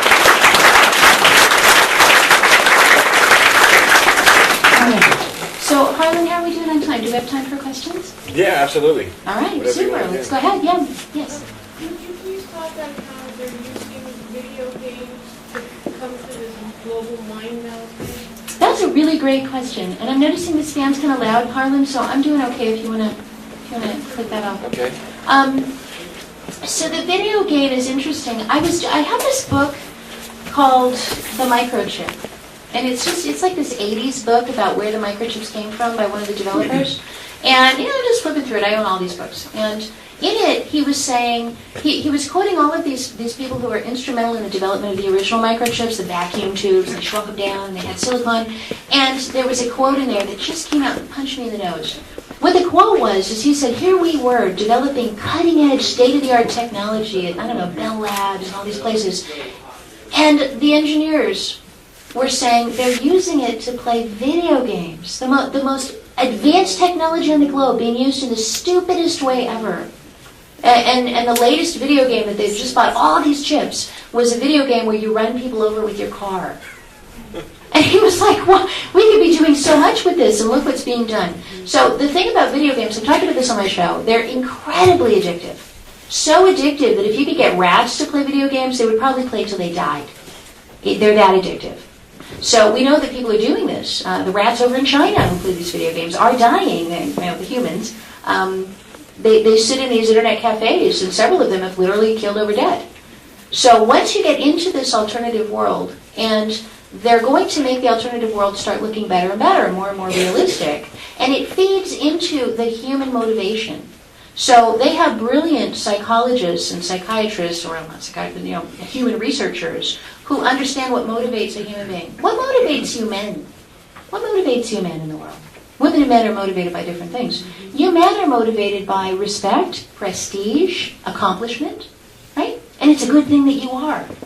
But if you get into a video game, you get to earn that respect, prestige, and accomplishment in really tangible ways. And instead of maybe just going from being the associate manager to the assistant manager, you go from being the guy on the mule to the guy on the steed with the super armor and the mega sword in just a matter of, 30, 40 hours of playing the game. So it feeds that need that we have to excel. And I've seen it do that to men to the point where they give up their real lives because their real lives become increasingly useless the more they play the game. Their wife's angry at them. They're fat and ugly. They haven't showered in 3 days. They've lost their job. They're living in their mom's basement. And man, now I really want to play the game because when I get there, everybody loves me. And I'm super dude. And the minute I pull out of the game, I got to look around and go, ooh, this reality stuff, this meat package I live in, this fat, ugly thing, ooh, I don't want that. So what's going to happen, and I have my own theories about what the mark of the beast is actually going to be. When the Bible talks about the mark of the beast, when people take it goes along with worshiping. You're not going to accidentally do it. Don't worry, nobody in this room's ever done it, because you have to actually worship the beast. And I actually hypothesize that moment is going to be the uploading of your soul out of your body into the network for permanent safekeeping. And Ray Kurzweil, who is now, he's the scariest guy, I think, in the world right now. Ray Kurzweil is the guy who wrote The Singularity, the time when we will merge with our machines, when we will give up our humanity because our humanity is useless, and we will become one with the technology. Well, that sounds like crazy talk from some kind of crazy out there guy, right, doing drugs. He's now the director of engineering for Google. That's the person in charge of the global brain with which you interact every day. That guy. So that's what he wants. And ultimately, when the world is so polluted and so filthy, and we are so riddled with cancer, and we're so fat and helpless, and weak and tired, at that point, you won't want to be in this world around us. There won't be any more trees, butterflies, birds. It'll all be gone. And at that point, when it's just a burned out, bombed out wreck, and you're rolling around in your wheelchair, and they say to you, come on into our wonderful world. It's got butterflies and trees and flowers, and you can live forever, and you can have this beautiful avatar, and you can be whatever you want to be. People go, great, where do I sign? And if they say, well, just take this mark and upload yourself out of this meat package into this world, people are going to do it. So actually, I've had like just mortifying dreams about this even, about people actually saying, I'm going to give up this body and go into that thing. Yeah. Question, sorry. I have some three sons and some friends that I've been trying to convince for a long time about the New World Order, and I can't seem to get any of them to accept it or to believe it. I've showed them literature and books and all kinds of things, try to get them to listen to Alex Jones, and they just refuse to accept it. Do you know of any way to get them to open their minds, to be receptive to the concept? Well, I guess the question was, the gentleman asking the question has family members and friends who he's been trying to wake up to the New World Order, to listen to Alex Jones, to become aware, to open their minds and hear it, and they don't want to hear it. How many people have had that experience in this room? Okay. There's a hand that didn't go up. So, I guess the good news and the bad news. The good news is you are in good company with Messiah Jesus Christ. Because he himself walked around and tried to tell people the truth. And people didn't want to hear it. And if they didn't hear it coming directly from the mouth of Jesus Christ himself, they're not going to hear it coming from me, and they may not hear it coming from you. And he addresses in the scripture, he said, let he who has an ear hear. You guys hear that over and over. It says all the time in the Bible. It's like a throwaway phrase. Well, it's not a throwaway phrase. He was really saying, those of you out there who have a spiritual opening in the side of your head through which my words can enter, let them come in. So when you're trying to speak to somebody, if this were a room full of dogs, and I blew a dog whistle, everybody would hear the dog whistle. But if this were a room full of humans and I blew the dog whistle, you couldn't hear it. Would it be your fault you couldn't hear it? Would it be my fault? Whose fault is that? So what I've finally come to the conclusion is that it's my job to speak. That's my job. And it's your job to hear if you have an ear. And if you don't, then it's my job to pray for you. And that's about all I can do. Amen. Thank you. Yeah. And by the way, I want to say that this notion that other people are sheeple, this idea that the people who aren't active somehow deserve our scorn, it's easy to feel that way, isn't it? It's easy to feel really resentful. Why aren't they doing more? We could change everything if only they'd get off their rear ends and join up. But rather than view them, I was at the vendor of the RFID technology yesterday, Wade Garcia, down in San Antonio. They gave me a 3-hour tour. I guess that sounds familiar.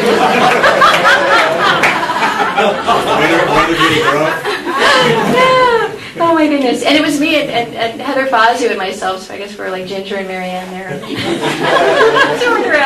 But they talked with us for 3 hours, cut it all on video. We're going to be cutting that up and making that available. It's very interesting. And, the whole time I'm there, I'm thinking, what evil things you men are doing. How evil it is what you're doing. And yet, my response to that, your response wants to be, I want to just deck you. I want to punch you in the nose. I want to blow up this facility. I don't know. I want to do something to stop you. But my response as a Christian has to be that Mike Wade, who is the director of Wade Garcia, he's deceived. Right. Something has a hold of him. Something is deceiving him very deeply. And underneath there is a child of God.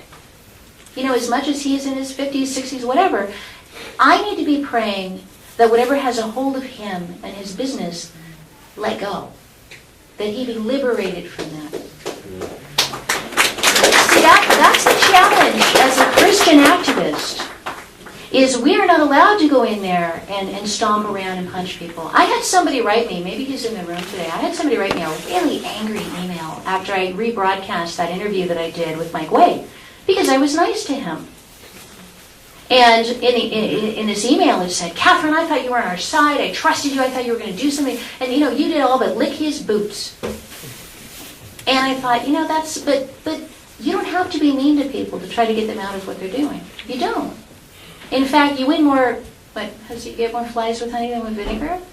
And so by actually spending some time treating Mike Wade like an actual human being, and I told him, what you're doing is evil, totally don't agree with it, I'm going to do everything I can to stop you, I'm going to fight you, and I'm going to fight you by praying for you, and you yourself know that what you're doing is wrong, and somebody needs to just pick you up and put you on the right road. So I'm going to try to do that. So there is a way to talk to people that doesn't involve being angry with them. I guess that's the key. You don't have to be mad, but you do have to be angry with the thing that's enslaved them. Yes, ma'am. Hi, Catherine. My name is Chris. Hi, Chris. I missed you a lot.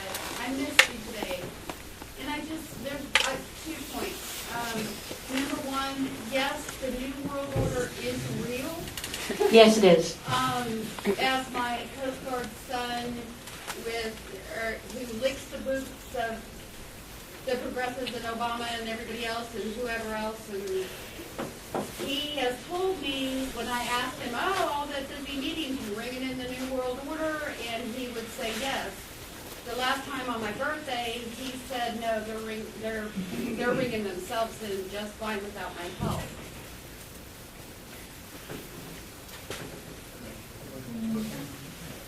That's another. I'm sorry your son's involved in that. That must be tough. I didn't know it was this tough because I've been angry. Anyway, my other thing was I wanted to ask you, can you summarize how it went in San Antonio since I didn't get to listen to you today? Yeah, let me give you the scoop there. So essentially we've just begun to fight there. We had a community forum on Monday, and we had about, depending on who you ask, between 40 and 70 people. I put it about 50, 60, who turned out from the community. The vendor who had agreed to show up did not, stood us up. 10 minutes into when the event was supposed to have started, we called and said, I'm sick. So he didn't show up. The school district didn't show up, and we had our own event. So that's in a nutshell what we did. So it was all the people who were already... all the people who already oppose it just got together, I guess you would say. And then afterwards, or I guess the following day, I went to the Wade Garcia place and filmed that. And then last night, I went to the Northside Independent School District Board meeting at 7 p.m. And the board, the whole board was assembled there, and they had a time for community comments, and my name was on the list. And when it came time for me to speak, the president of the board, Mrs. Freeman, isn't that great? Freeman, yeah. She said, is there a Miss Albrecht in the room? That's me. She said, you're here to talk about RFID. We don't want to hear anything further about RFID, and we don't want to hear from you. Next item on the agenda, and I just stood there stunned. Yeah. So I was not allowed to speak, even though I had flown out from New Hampshire in order to address the board. I tried to wait and speak to them afterwards, and the meeting just, I don't know if they were intentionally making it long, but by the time 10 o'clock rolled around, 11 o'clock in my East Coast body, I was like, I gotta get out of here. These people are never gonna talk to me. So we were told pretty much point blank, go away. And their spokesperson, Pascual Gonzalez, spokesperson for the district, said, as far as we're concerned, we are done. This issue's done. It's decided. It's over. It's done. And my thinking is, no, it's not done. It's really not done. So I've got, I can't reveal too many details right now, but I'm working on a response to this that I think will be, let's just say, a little explosive. In a good way. Yes, sir. Yeah, I wanted to make a quick comment. Please. I work here part-time. My name's Chris. Great. Hi, Chris. Hi there. I just wanted to give a little context. I'm really glad you brought up some of the symbolism. Yes. That I think is very ubiquitous. All this occult symbolism. It's in Hollywood. It's in literature, architecture, etc. But anyway, 666, to give it context, derives from Kabbalah, which is part of the mystery religions that the New World Order follow and push. And it's basically a number for the sun, and the sun deity, the sun god. And so it harkens right back to the whole concept of the knowledge of good and evil and gnosis, because if I recall correctly, in the Hebrew, in the original Genesis, it says your eye shall be opened. And it's singular, it's referring to the third eye. And of course, a lot of people may be familiar with, the eye in the triangle. One of the primary meanings of that is that third eye illumination. Yeah, and it's all, all the mystery religions, all this mystery Babylon, all this is, all these secret underground societies, it's all about trying to get to the ultimate mysteries, the ultimate secrets, the ultimate this and that. And yeah, I think it does all tie back to the same thing. It's all driven by the same spirit. Yeah, and it's interesting too, if you symbolically the mark of the beast you can't buy or sell. The three most common things involved in buying and selling right now, one of which you showed, the barcode, actually has a visually encrypted 666, as does the $1 bill, and even every website address, www. If you transliterate Vav, the sixth Hebrew letter, which numerically is equivalent to 6, into English, it can transliterate as V or W. Isn't that interesting too? The www is really a 666. Yeah, and not a surprise. In fact, when I first came out with that, I thought, why would you name something the www? Do you remember back when we didn't call it the web, or we actually read, and I was like, W. That's 9 syllables. That's a lot of stuff to stumble over. Why didn't they just call it the AAA or the BBB? Why the www? And I think it may actually tie in with that 666. In other languages, W is double A, right? Double V, not right. double U. Yes, sir. Isn't most of this easily low-tech defeated with a simple metallic sleeve? Well, it is unless, for example, you're just go to my ATM, pull out my $500, put it in my wallet, put the card away, and spend cash the rest of the month. I would recommend people do that. Put your card, put whatever. That's what I do. That has a chip on it. Slip it in it. I don't even use the card. I even omit that step. I make all my purchases in cash. I make my and the reason I do it is not because I think that if I were to use a credit card, I would be violating anything, but because we have to use it if we don't want to lose it. Go ahead. What I mean is, I make all my purchases in cash, with the exception of 2 items. Like the TV, that might crap out on me that I want to get a quick and easy refund on, replacement. But it's easily defeated with a simple metallic screen. And the other point I have is, with respect to why so few people know the message mark of beast of 666 in areas that you may have traveled in, is because in the last 20 years, or maybe 25 years, the church has changed. They stopped sending out the truth, and they made everything nice. And they made everything nice because they were losing members. They were being accused of being irrelevant, so they made everything nice, and the number of the beast and all this other stuff is not nice. Well, and so it's nutty. It's crazy. It's nutty. Sometimes I think, because the Lord really picked me up in 1999 and set me on this road. And since that time, I've earned a doctorate from Harvard, and I've done all the things in my introduction and spoken to the FTC and authored all these things. And sometimes I think that He kind of enabled me to develop a little bit of worldly credibility so that, as Tom Wood said in the Liberty Forum conference on Saturday, so I could build some reputation capital. And when you build the reputation capital, then you spend it. And the time has come now for me to spend it. And it certainly, it's a little bit mind-blowing. I see smoke coming out of people's ears sometimes when they look at the credentials that I have and what I'm talking about. And those two things don't usually go together. So I feel very blessed that I'm in a position to actually talk about these things that are nutty, that are crazy, that are out there, that are, that most people don't want to hear, and be able to say those things. I got to tell you this. So when our book came out, when Spy Chips came out, the industry really wanted to destroy us, and they couldn't. They sicked like private investigators on me. They stalked me. It was awful. It was really scary, actually. I got a gun. Big believer in the Second Amendment. I got a 38.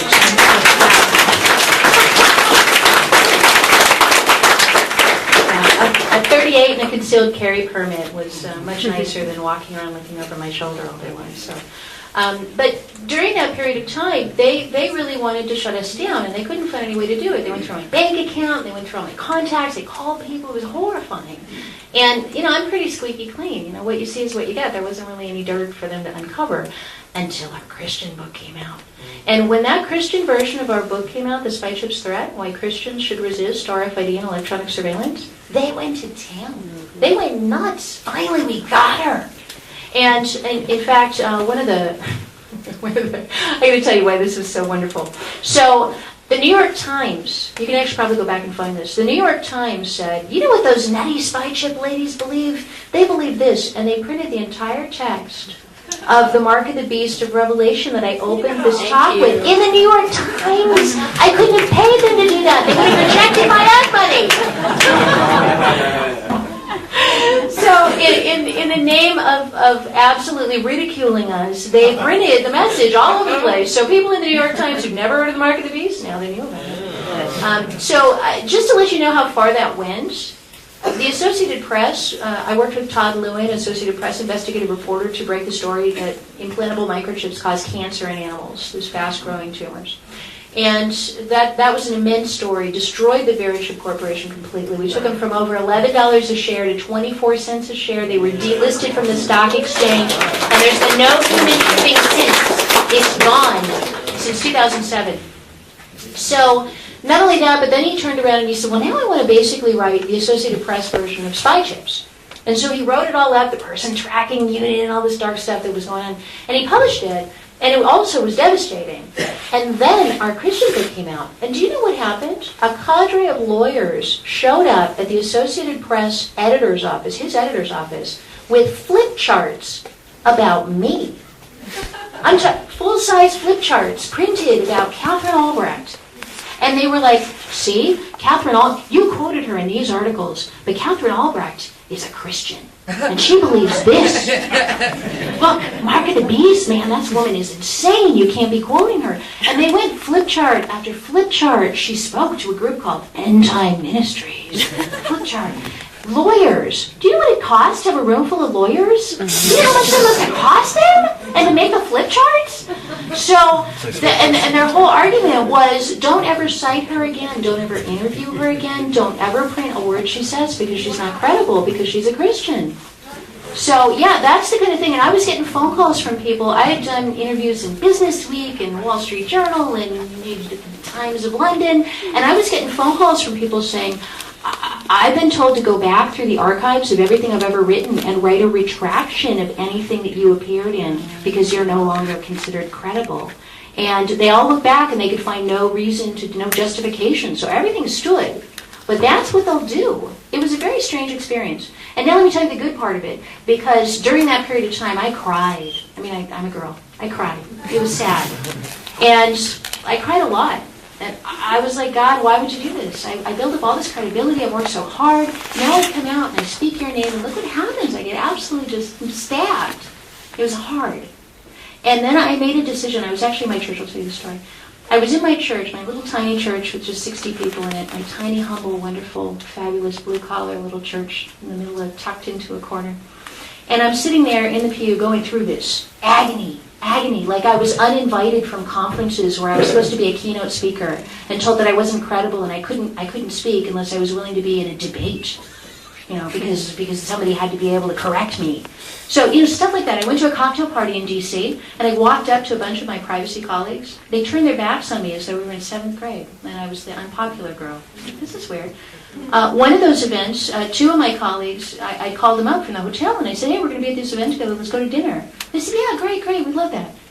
End of the event, everybody's leaving, everybody's gone. There's like me and like 3 other people. I'm like, where'd they go? Finally, they finally took pity on me and told me that they left 2 hours ago without you. That's the kind of weird stuff that was happening to me because I had spoken the name of Christ. Well, the cool part is as soon as I said, I'm sitting I'll tell you how it happened. So I'm sitting in my church. My pastor tells a story about a pastor back in the 1910s who went through a lot. And he said, if you're following Christ, you will be attacked. The world will hate you. You will suffer. He said, so I want to ask everyone in this room, if you're truly following Christ, where is your scar? And when he said that, the dam broke. And I sobbed and sobbed in that church. And that was when I grew up. Really, that was when I matured. That's when I became an actual grown-up. Was at that moment. And I said, you know what? From this point forward, I'm not going to hide it. I'm not going to be ashamed. And if they want to turn their backs on me and uninvite me and not consider me credible, then let them do it. And the cool part, never again did any of those things ever happen. Not even once. Never. Yeah. It attacks you when you're weak. It attacks you when you're weak, not when you're strong. If you're strong in your faith, you won't be attacked. If you're weak in your faith and you're mampy and you're worried, it'll zone right in, get you there. All right, we have time for probably just 2 or 3 more questions. Yes, ma'am. Yeah. I wanted to ask your advice for school teachers. What kind of message can school teachers give to their students who might not have a biblical background or a Christian upbringing, where this concept would be really foreign to them? What kind of advice can school teachers give their kids? Public? Government school? Yeah, like a public school, like Austin ISD school teacher. Oh, that's tough, isn't it? I'd really like to see some activist here in Texas actually say, well, we've got programs to educate people about multiculturalism and about how we have to be tolerant, respectful of Buddhists and Hindus. We actually need a little bit of curriculum that says, here's what the Christian faith is all about. Here's what Christian people believe. And you can do that in a way that's objective. Christian people believe this, this, this, and this. And then at least they've heard it. Yes, sir. Well, my name is Ronnie, and Hi, Ronnie. I met you a long, long time ago. Thanks and for coming. I really love you, and Thank we you. all love you, and we're all proud of you and your courageous stand up to the cancer industry. And I just wanted to throw out an idea as someone who's also dealt with the medical industry, and I'm in ongoing recovery from a traumatic brain injury, and part of what's helped me is, and it's actually been proved now that it actually cures cancer, and that is fine tetrahydrocannabinol oil. Mm-hmm. I had a feeling you were going to say that. So, how many people here have heard my anti-marijuana spiel? Not many. I had to do that more often.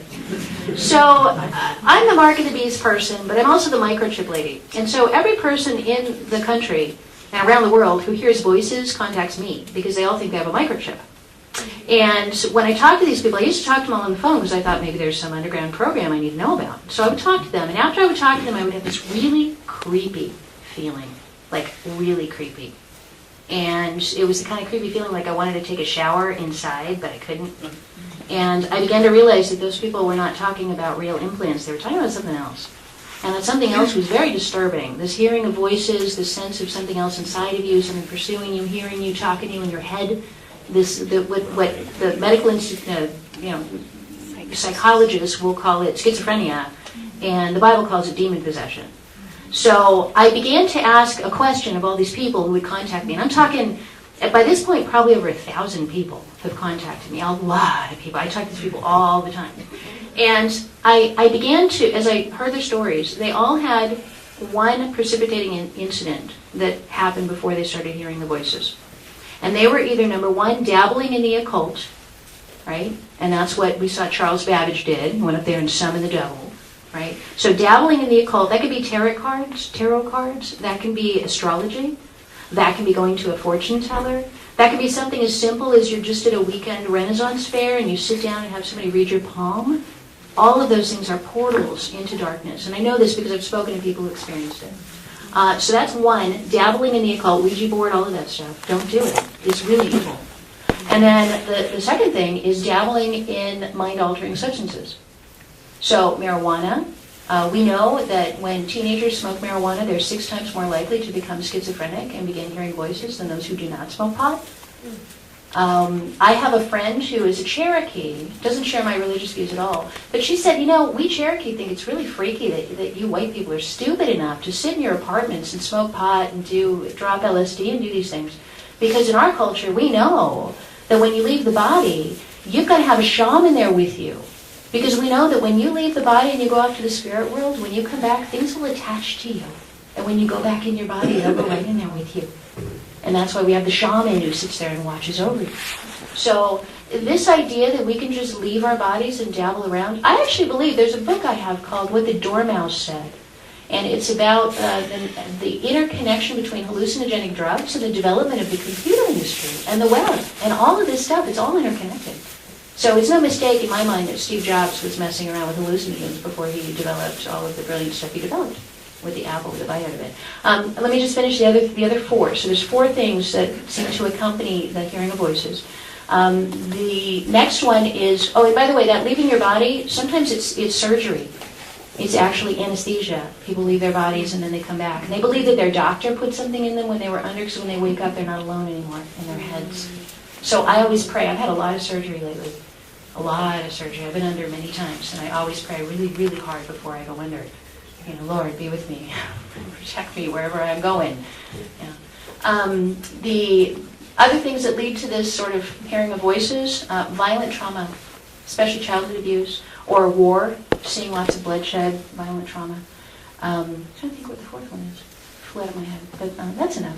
So yes, I know you're going to tell me that's ridiculous and I don't want to hear it. It may cure cancer, but I wouldn't want to take that risk personally to do it. I smoked pot, you know. Hey, I grew up in the 70s. You know, I lived in LA. It's not like I've never experienced it. I certainly know what it's all about. But it's not something now, knowing what I know, that I would ever do again.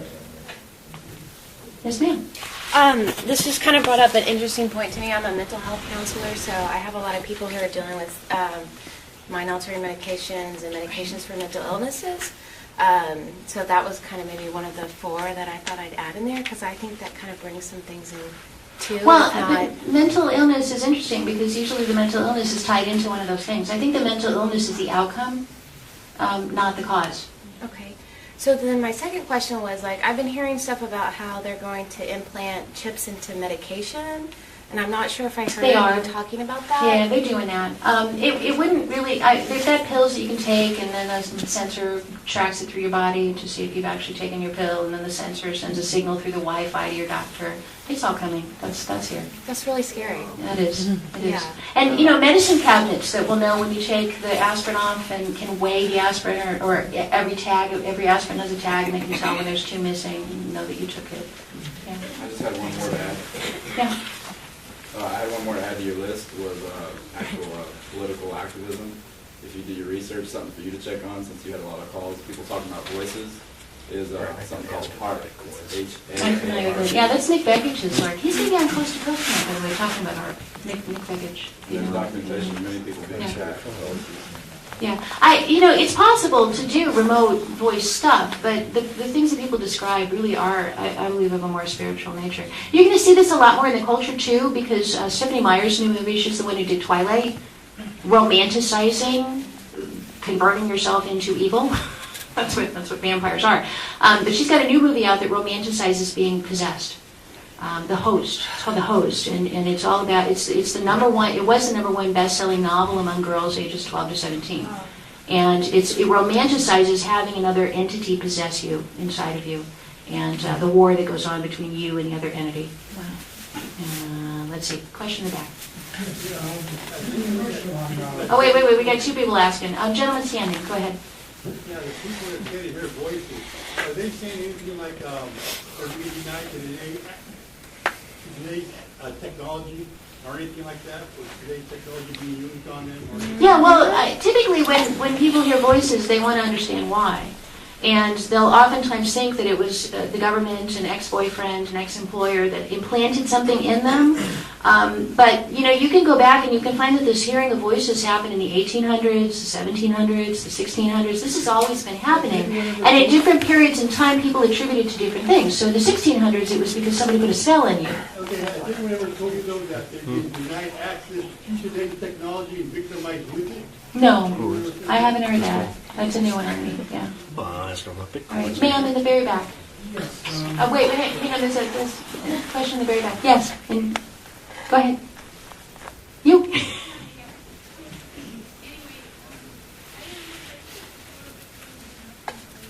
I'm sorry, I'm having a hard time hearing you.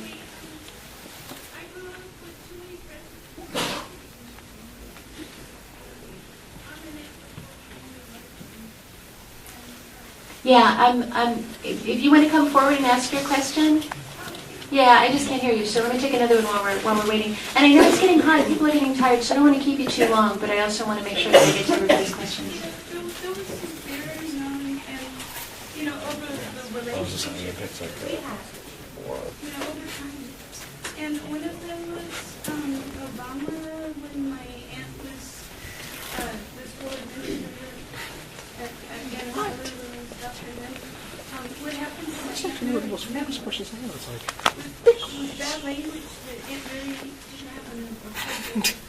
But she was married to the ISD superintendent. And, you know, just so many... This is San Antonio? No, it was in with that when Obama was growing up. And then I had met his father before. And it's like everybody that advises to have a relationship with other people that wants to come. And it's almost like a friend. They have a relationship with what? With other people within the same state. Just in connections within the system. They do people living in Hillary and South Texas. And, you know, Obama in the 70s. Presidents are connected. You know, when one of the Bush kids slugged the substitute teacher. That's probably outside of my realm just a little bit because I'm more in the technology arena than the political piece. You'll notice I don't talk much politics on my show because it's not really my thing. But I know that there are people who are looking into that. Yes, yes, ma'am. Dr. Yeah.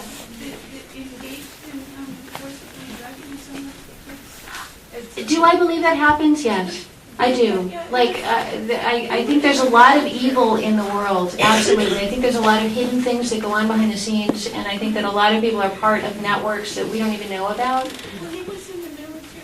Right. Tell you what, if you have information for me, let's talk afterwards. I'm going to be here, so feel free to let me know that. Yeah. Well, I just want to get to a couple more questions because I think we're about to wrap it up. So thank you. Thank you. Let's see for coming out. Appreciate it. Dr. Presley.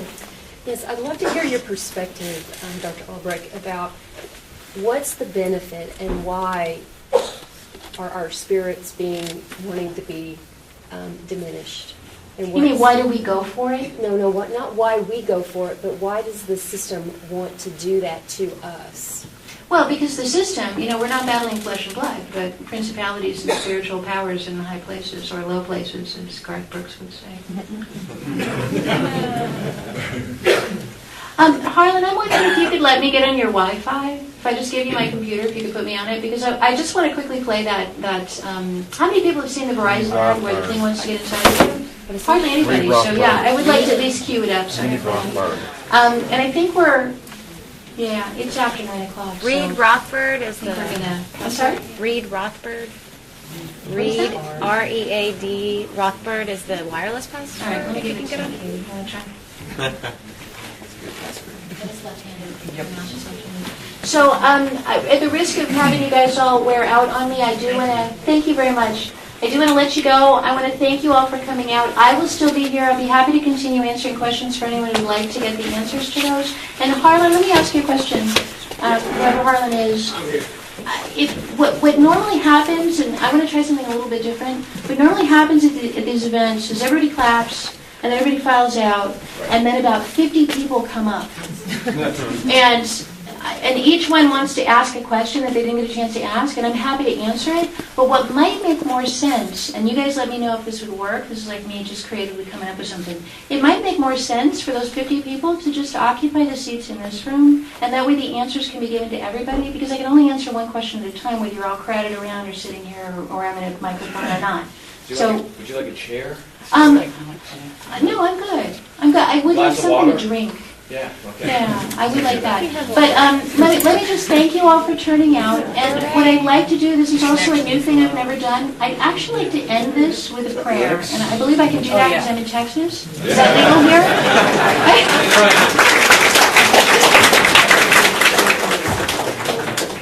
That's right. All right. So, and let me just say something about prayer. Because it's really all we've got at the end of the day. It really is. And that's it. Because at the end of the day, all we have is God. And the only way we have to access Him is prayer. That's it. So if you're not praying, then let me strongly suggest that you start. And as I've said this on my show, we have got this confusing notion that prayer is all about incense and you've got to go in your closet and set aside 5 hours and do the ceremony. It's not. And when I made a decision that I wanted to start praying, I made a decision, it was a really simple one. I said, whenever I think of saying a prayer, I'm going to say it. Now, how do you do that? Well, I'm driving on the road and there's an accident, an ambulance, and I can tell there's people crying. And I say, with my eyes open, hands in the steering wheel, Heavenly Father, please comfort the people in that accident. Amen. Right? That's a prayer.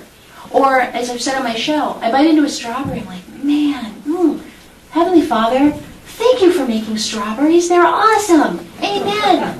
Right? So that's a prayer. Thank you. Thank you. Amen.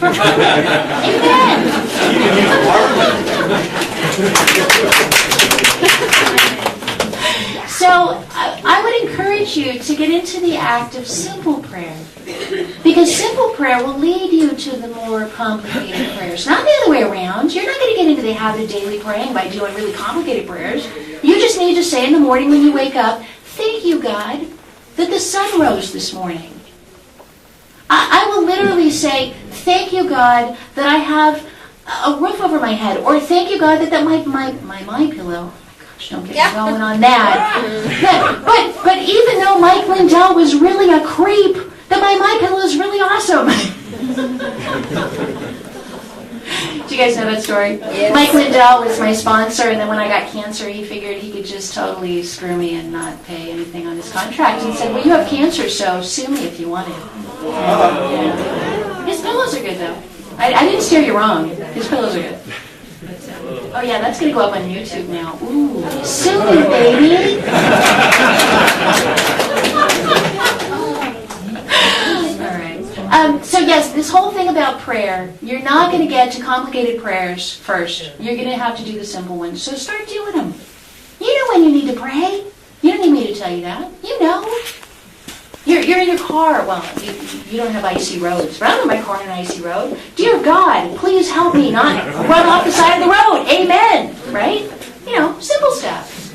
And it happens all the time. All day long you need God. All day long. Just ask Him. Dear God, be with me. Amen. You can start the easiest way if you have kids. How many people have kids? So here's an easy prayer. When you sit down to eat, say grace. Heavenly Father, thank you for this food. Bless us all. Keep us safe. Guide us in your path. Amen. Simple. Train your kids. They'll start doing it. And then you'll be able to pray later. All right, so with that said, I'd like to say like a real prayer, like a real prayer, like one with a little bit of content to it. So hopefully you guys will bear with me. And I've been doing a lot of this lately. Believe me, cancer makes you pray. Makes you good at it. So let me do this. I love praying in Texas. Heavenly Father, I want to thank you so very much for all the ways that you've been gracious to me. I want to thank you for this absolutely extraordinary group of true blue honest people here. I want to thank you for brave new books. I want to thank you for Harlan. Father, I pray that whatever information was shared here tonight, that it would take root in people's hearts and in their spirits. Father, that it would lead to more joy rather than less. That it would lead to more light rather than more darkness. That it would encourage and uplift and inspire and give hope to people. Father, that you would be our comforter as you promise in your word, that you'd send your Holy Spirit to be with us. Lord, that you would guide us in our speech and our actions, that you would take away malice and anger and darkness and violence from us. Father, that you would give us the heart to truly follow you. Lord, that you would soften our spirits, that you would humble our hearts, that you would guide us in the way that you would have us grow. You would mold us to be more like your Son, Jesus Christ. Father, I pray that as we leave this wonderful event tonight and the wonderful people around us, Lord, that we would be sources of good, that we would be forces of good, that we would go out into the world as points of light, as bright sparks, as loving examples of your love for us. Father, that you would take away all of the things that would threaten us, that you would post angels around the four corners of this building, that you would post angels around each of us as we go home, that you would help us in our relationships with our loved ones, with our spouses, with our children, with our parents, with our employers and our employees, with the people that we meet randomly on the street. Lord, that your will would be done. And Father, as things become so increasingly dark, and you encourage us. I pray that you would not only shine the light on us, but Lord, that you would shine the light through us, that others will come to our brightness, that our focus will no longer be on saving ourselves, but our focus will be on giving light and hope to others. And we pray these things in Jesus' precious name. Amen. All right, we're done. Thank you.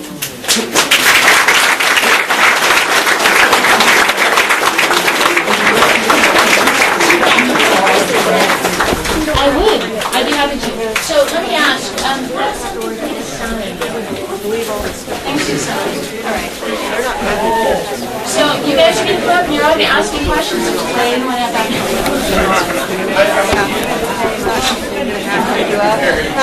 In a hole here, baby.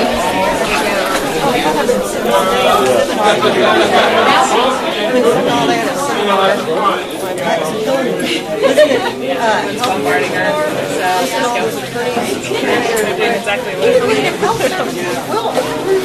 here. And I'm like, are you a Garrett? You don't know why? Well, I have to because I represent, so I have to know all their stupid laws. It's all about integrating. The photographers in the through coming through. The greater quality of a bunch of lawyers that are like parents.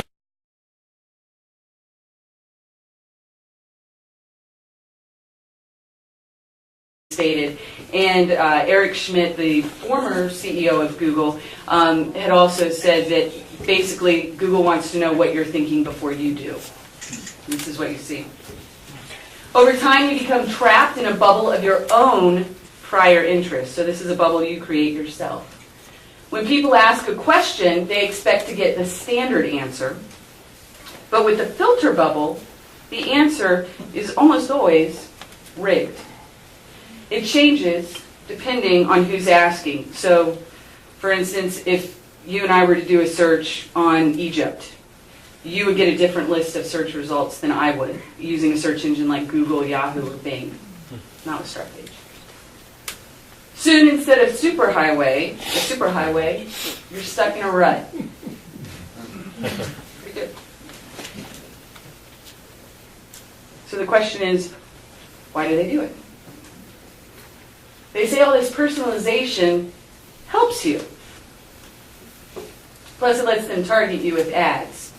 I think a lot of people look for efficiency. So they want a quick, speedy, I want to know exactly what I want right away. So that's what you think you're getting with personalization. So why wouldn't you want to let someone else blow your data bubble? It censors away alternative opinions. And this is something very close to many of your hearts and minds. It shrinks your brain. And it keeps you from thinking outside the box. So it leads to ignorance and isolation. And Katherine gives a really great example. Say you were to do a search on Monsanto. Most of us in this room, if we were to enter that search query into a search engine like Google, for instance, we would probably get search results that said, talks about all the bad stuff regarding Monsanto, genetically modified foods, anything that a liberty-oriented person would most likely find. Now, say my mom, for instance, were to do that same search, she would probably get stock prices, she'd probably get some great commercials, Monsanto's wonderful, they love grandmothers, something completely different. So keep in mind that what happens then is you think as you look at your search results that everybody else is seeing the same results you are. And so it leads to this sense of division when you try to engage a person in a conversation and they genuinely may not have ever been exposed to that information that you have. So it's pure ignorance, potentially. And so you think you're having this miscommunication, because you're supposed to have the same information, but you don't necessarily have access to the same information. It's a new type of censorship. It traps you in your own little world. So if you've been stuck rolling around the same tiny corner of the internet, like our friend here, kick the search engine spy out of your life, once and for all. Yay. Escape from the filter bubble. And StartPage can set you free. So, because we don't track you like that. We don't since all your searches are private and anonymous and there are no tracking cookies and we don't store your IP address, we don't know who you are. So there's no bubble to create. So you really get raw search results. So before. Okay, good. You're going to learn tonight. So again, thank you also for those of you who choose to use Start Page. We really appreciate the fact that you have a choice and you make the right one. So we appreciate it. So the filter bubble, as you can see, once upon a time, the internet was a wide, open highway built for speed. But it was nearly impossible to navigate all that content. We needed help. That's where the search engine came in and became our tour guide and trusted friend. We loved our search engine. We loved the web. But then, slowly, over time, something changed. By asking questions all day long, we were unwittingly revealing our most intimate secrets. That's not my cell phone. Help! My boyfriend's using drugs. What's the penalty for cheating on my tax return? How do I patent my new top secret product? Shh, don't tell anyone. I'm pregnant. Suddenly, they were sitting on an unexpected gold mine of data. Yours. Wow. Huge amounts of data submitted directly by people about themselves. It didn't take long for the light bulb to go off. Like my cell phone. Instead of just giving people information, search engines could use the search box to collect it. Kind of like bait on a hook. Soon the data monster was eagerly consuming every search. Very few people were the wiser. That's about right. Before long, they began thinking of new ways to learn even more about it. I'm trying not to get upset. They added tracking cookies that followed us after we left their website. And you all have heard of tracking cookies before? Yes? Okay, Katherine will be able to tell you more about those. They gave us free email so they could read every word we wrote. And for those of you in this room, you know that free usually comes at a very high price. They created free phone services and then watched and listened to who we called. They put satellites in the sky to photograph our backyards. And for those of you who heard the show today that Katherine was on with Alex Jones, she gave a great vignette about that, how that all started.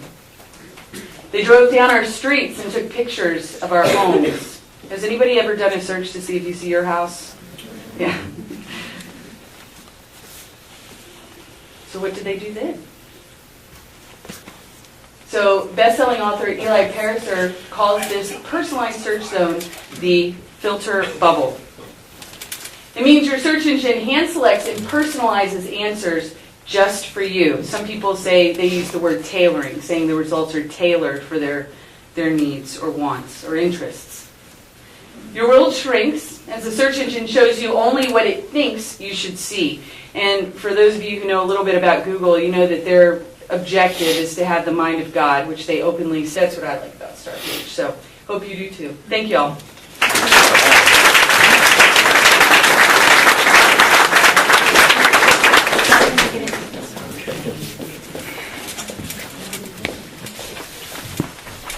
All right, Start Page, everybody. Instead of Google, Start Page, right? Start Page it instead of Google it, right? We need to replace that vocabulary. Well, welcome to Brave New Books. My name's Harlan Dietrich. I own Brave New Books, and I've been doing this for 7 years. And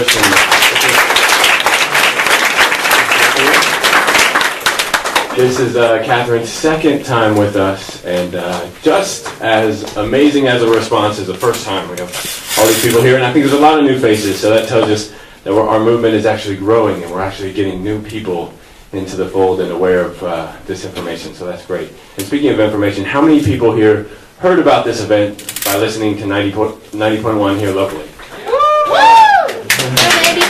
So that begs the question, why the 3 people that didn't raise their hand, why aren't you listening to 90.1? What are you doing?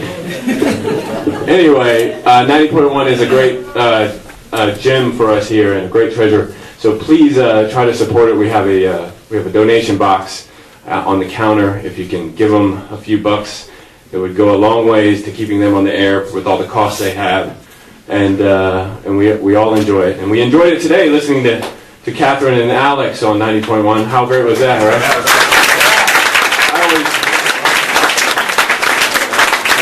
I always think of Alex sort of as one of the founding fathers of this movement, and I kind of think of Katherine as one of the founding mothers of this movement. And it's like fathers and mothers, you know, Alex can be sometimes a little hard on us, right? A little harsh, you know. The Bilderberg group, the bankers are organizing to take your property and your guns. Clean your room, that kind of thing.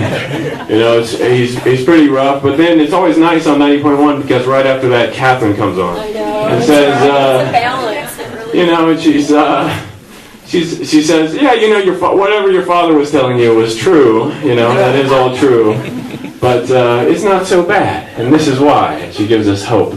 And she gives us, well, and then she says, but you got to clean your room, right? So, but it's always nice to have that juxtaposition for us here, and we need both voices. We need Alex's, and we definitely need Katherine's, and that's why it was so tough for us when we heard that Katherine was sick a few years ago, and we didn't know really how to react or what to do, because let's face it, these people are like family. We spend 3 hours a day listening to them. That's more than I'd spend listening to my parents probably all month. So, they are family to us, and so it's really great to know that Katherine is now in remission and fighting that. Let's give her a round of applause for fighting for us.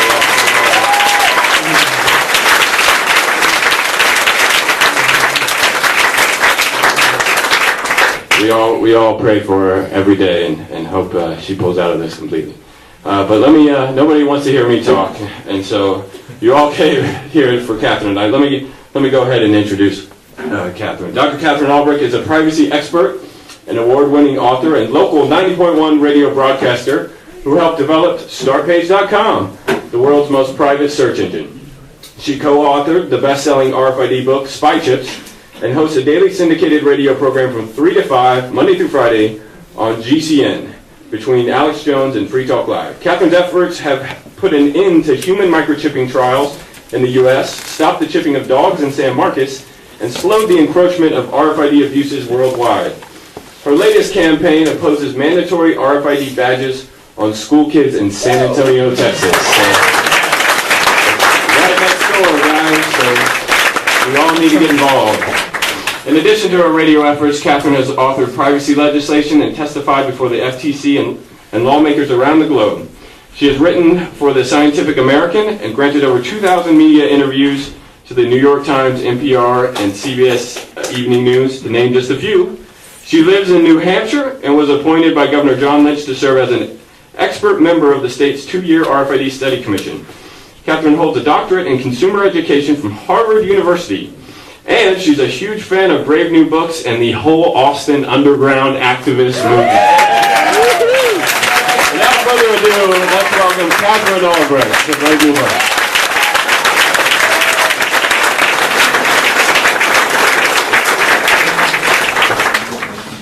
All right, well, hello, Austin.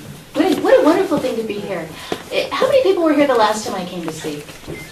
Good for you guys. Good for you guys. I've been through a lot since then. That was the San Marcos, I gotta pronounce it properly. I'm a former Spanish teacher, so to me it's San Marcos, but I'll say San Marcos if you guys make me do it. But we put an end to that, the chipping of dogs. We actually stopped that. And pretty thoroughly.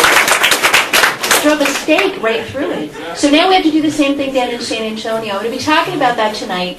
And as I was thinking, what do I really want to say to the listening audience? Because you guys really are sort of the core of my radio listening audience here in Austin and Texas. And I thought, what do I really want to say tonight? And what's happening in San Antonio with the RFID tracking beacons around the necks of school kids? What is that really about? And if you listen to my interview today with Alex Jones, I really laid it on the line. I mean, I'm like wearing it on my sleeve these days. That this is a spiritual battle.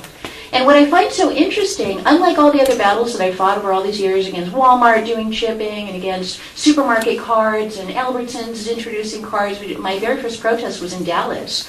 What did all those battles really boil down to? And what they really boil down to is that there is an encroaching darkness that is coming across the globe, that is using technology to build its infrastructure in which to enslave humanity. And that goes beyond just your average corporate greed or your government tyranny or your things that we've always had throughout all of history. This gets into like a very different phase of human history that we are all entering into together. And as I think about this, and I think about what's happening in San Antonio is about the mark of the beast. That is the battle that's being fought in San Antonio because Andrea Hernandez breaks barcodes and numbers and tracking and symbols, influence so tiny they fit into thimbles, tiny spy cameras that watch while I sing. These are a few of my favorite things. RFID tags and GPS trackers, cookies on websites and chips in my crackers, all the surveillance technology brings. These are a few of my favorite things. Big brother watching to save me from dangers, x-rays at airports and pat-downs by strangers, homeland security acting like kings. These are a few of my favorite things. When I'm cornered, when I'm fed up, when I want to flee, I simply remember my favorite things, and then I don't feel so free.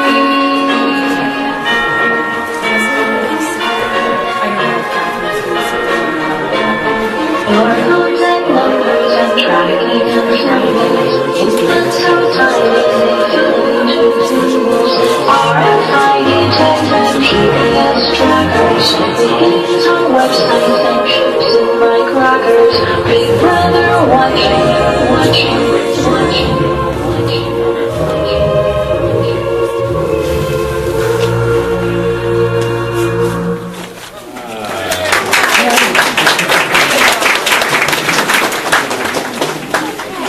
So I want to start out by thanking our sponsor for my trip out to San Antonio and also here to Austin, StartPage.com, the world's most private search engine. If you're not familiar with StartPage, it is the way to search Google privately, and we encourage all you guys to stop saying Google it and begin saying StartPage it. And my colleague, Katie Doyo, so we're going to be talking about the battle that we've been fighting down in San Antonio. And Katie was the person who flew down, actually took time out of her busy schedule, and flew down to San Antonio to help organize the event down there. So she's been working very closely and really heading up our opposition to what's going on in San Antonio. So Katie also works with me at StartPage, and let me introduce Katie Delius.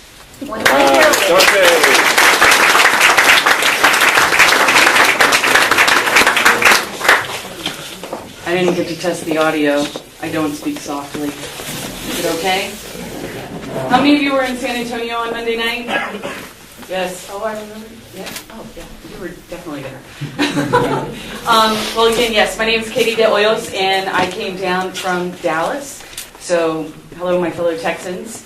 I also graduated from UT, so hello, fellow Longhorns. It's good to see you all. Welcome. So Katherine has asked me to come and help represent StartPage by discussing the filter bubble. And one thing I forgot to say, you're left-handed, so...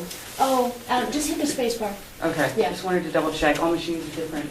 All right, so we're going to be talking about the filter bubble. Has anyone heard of that concept?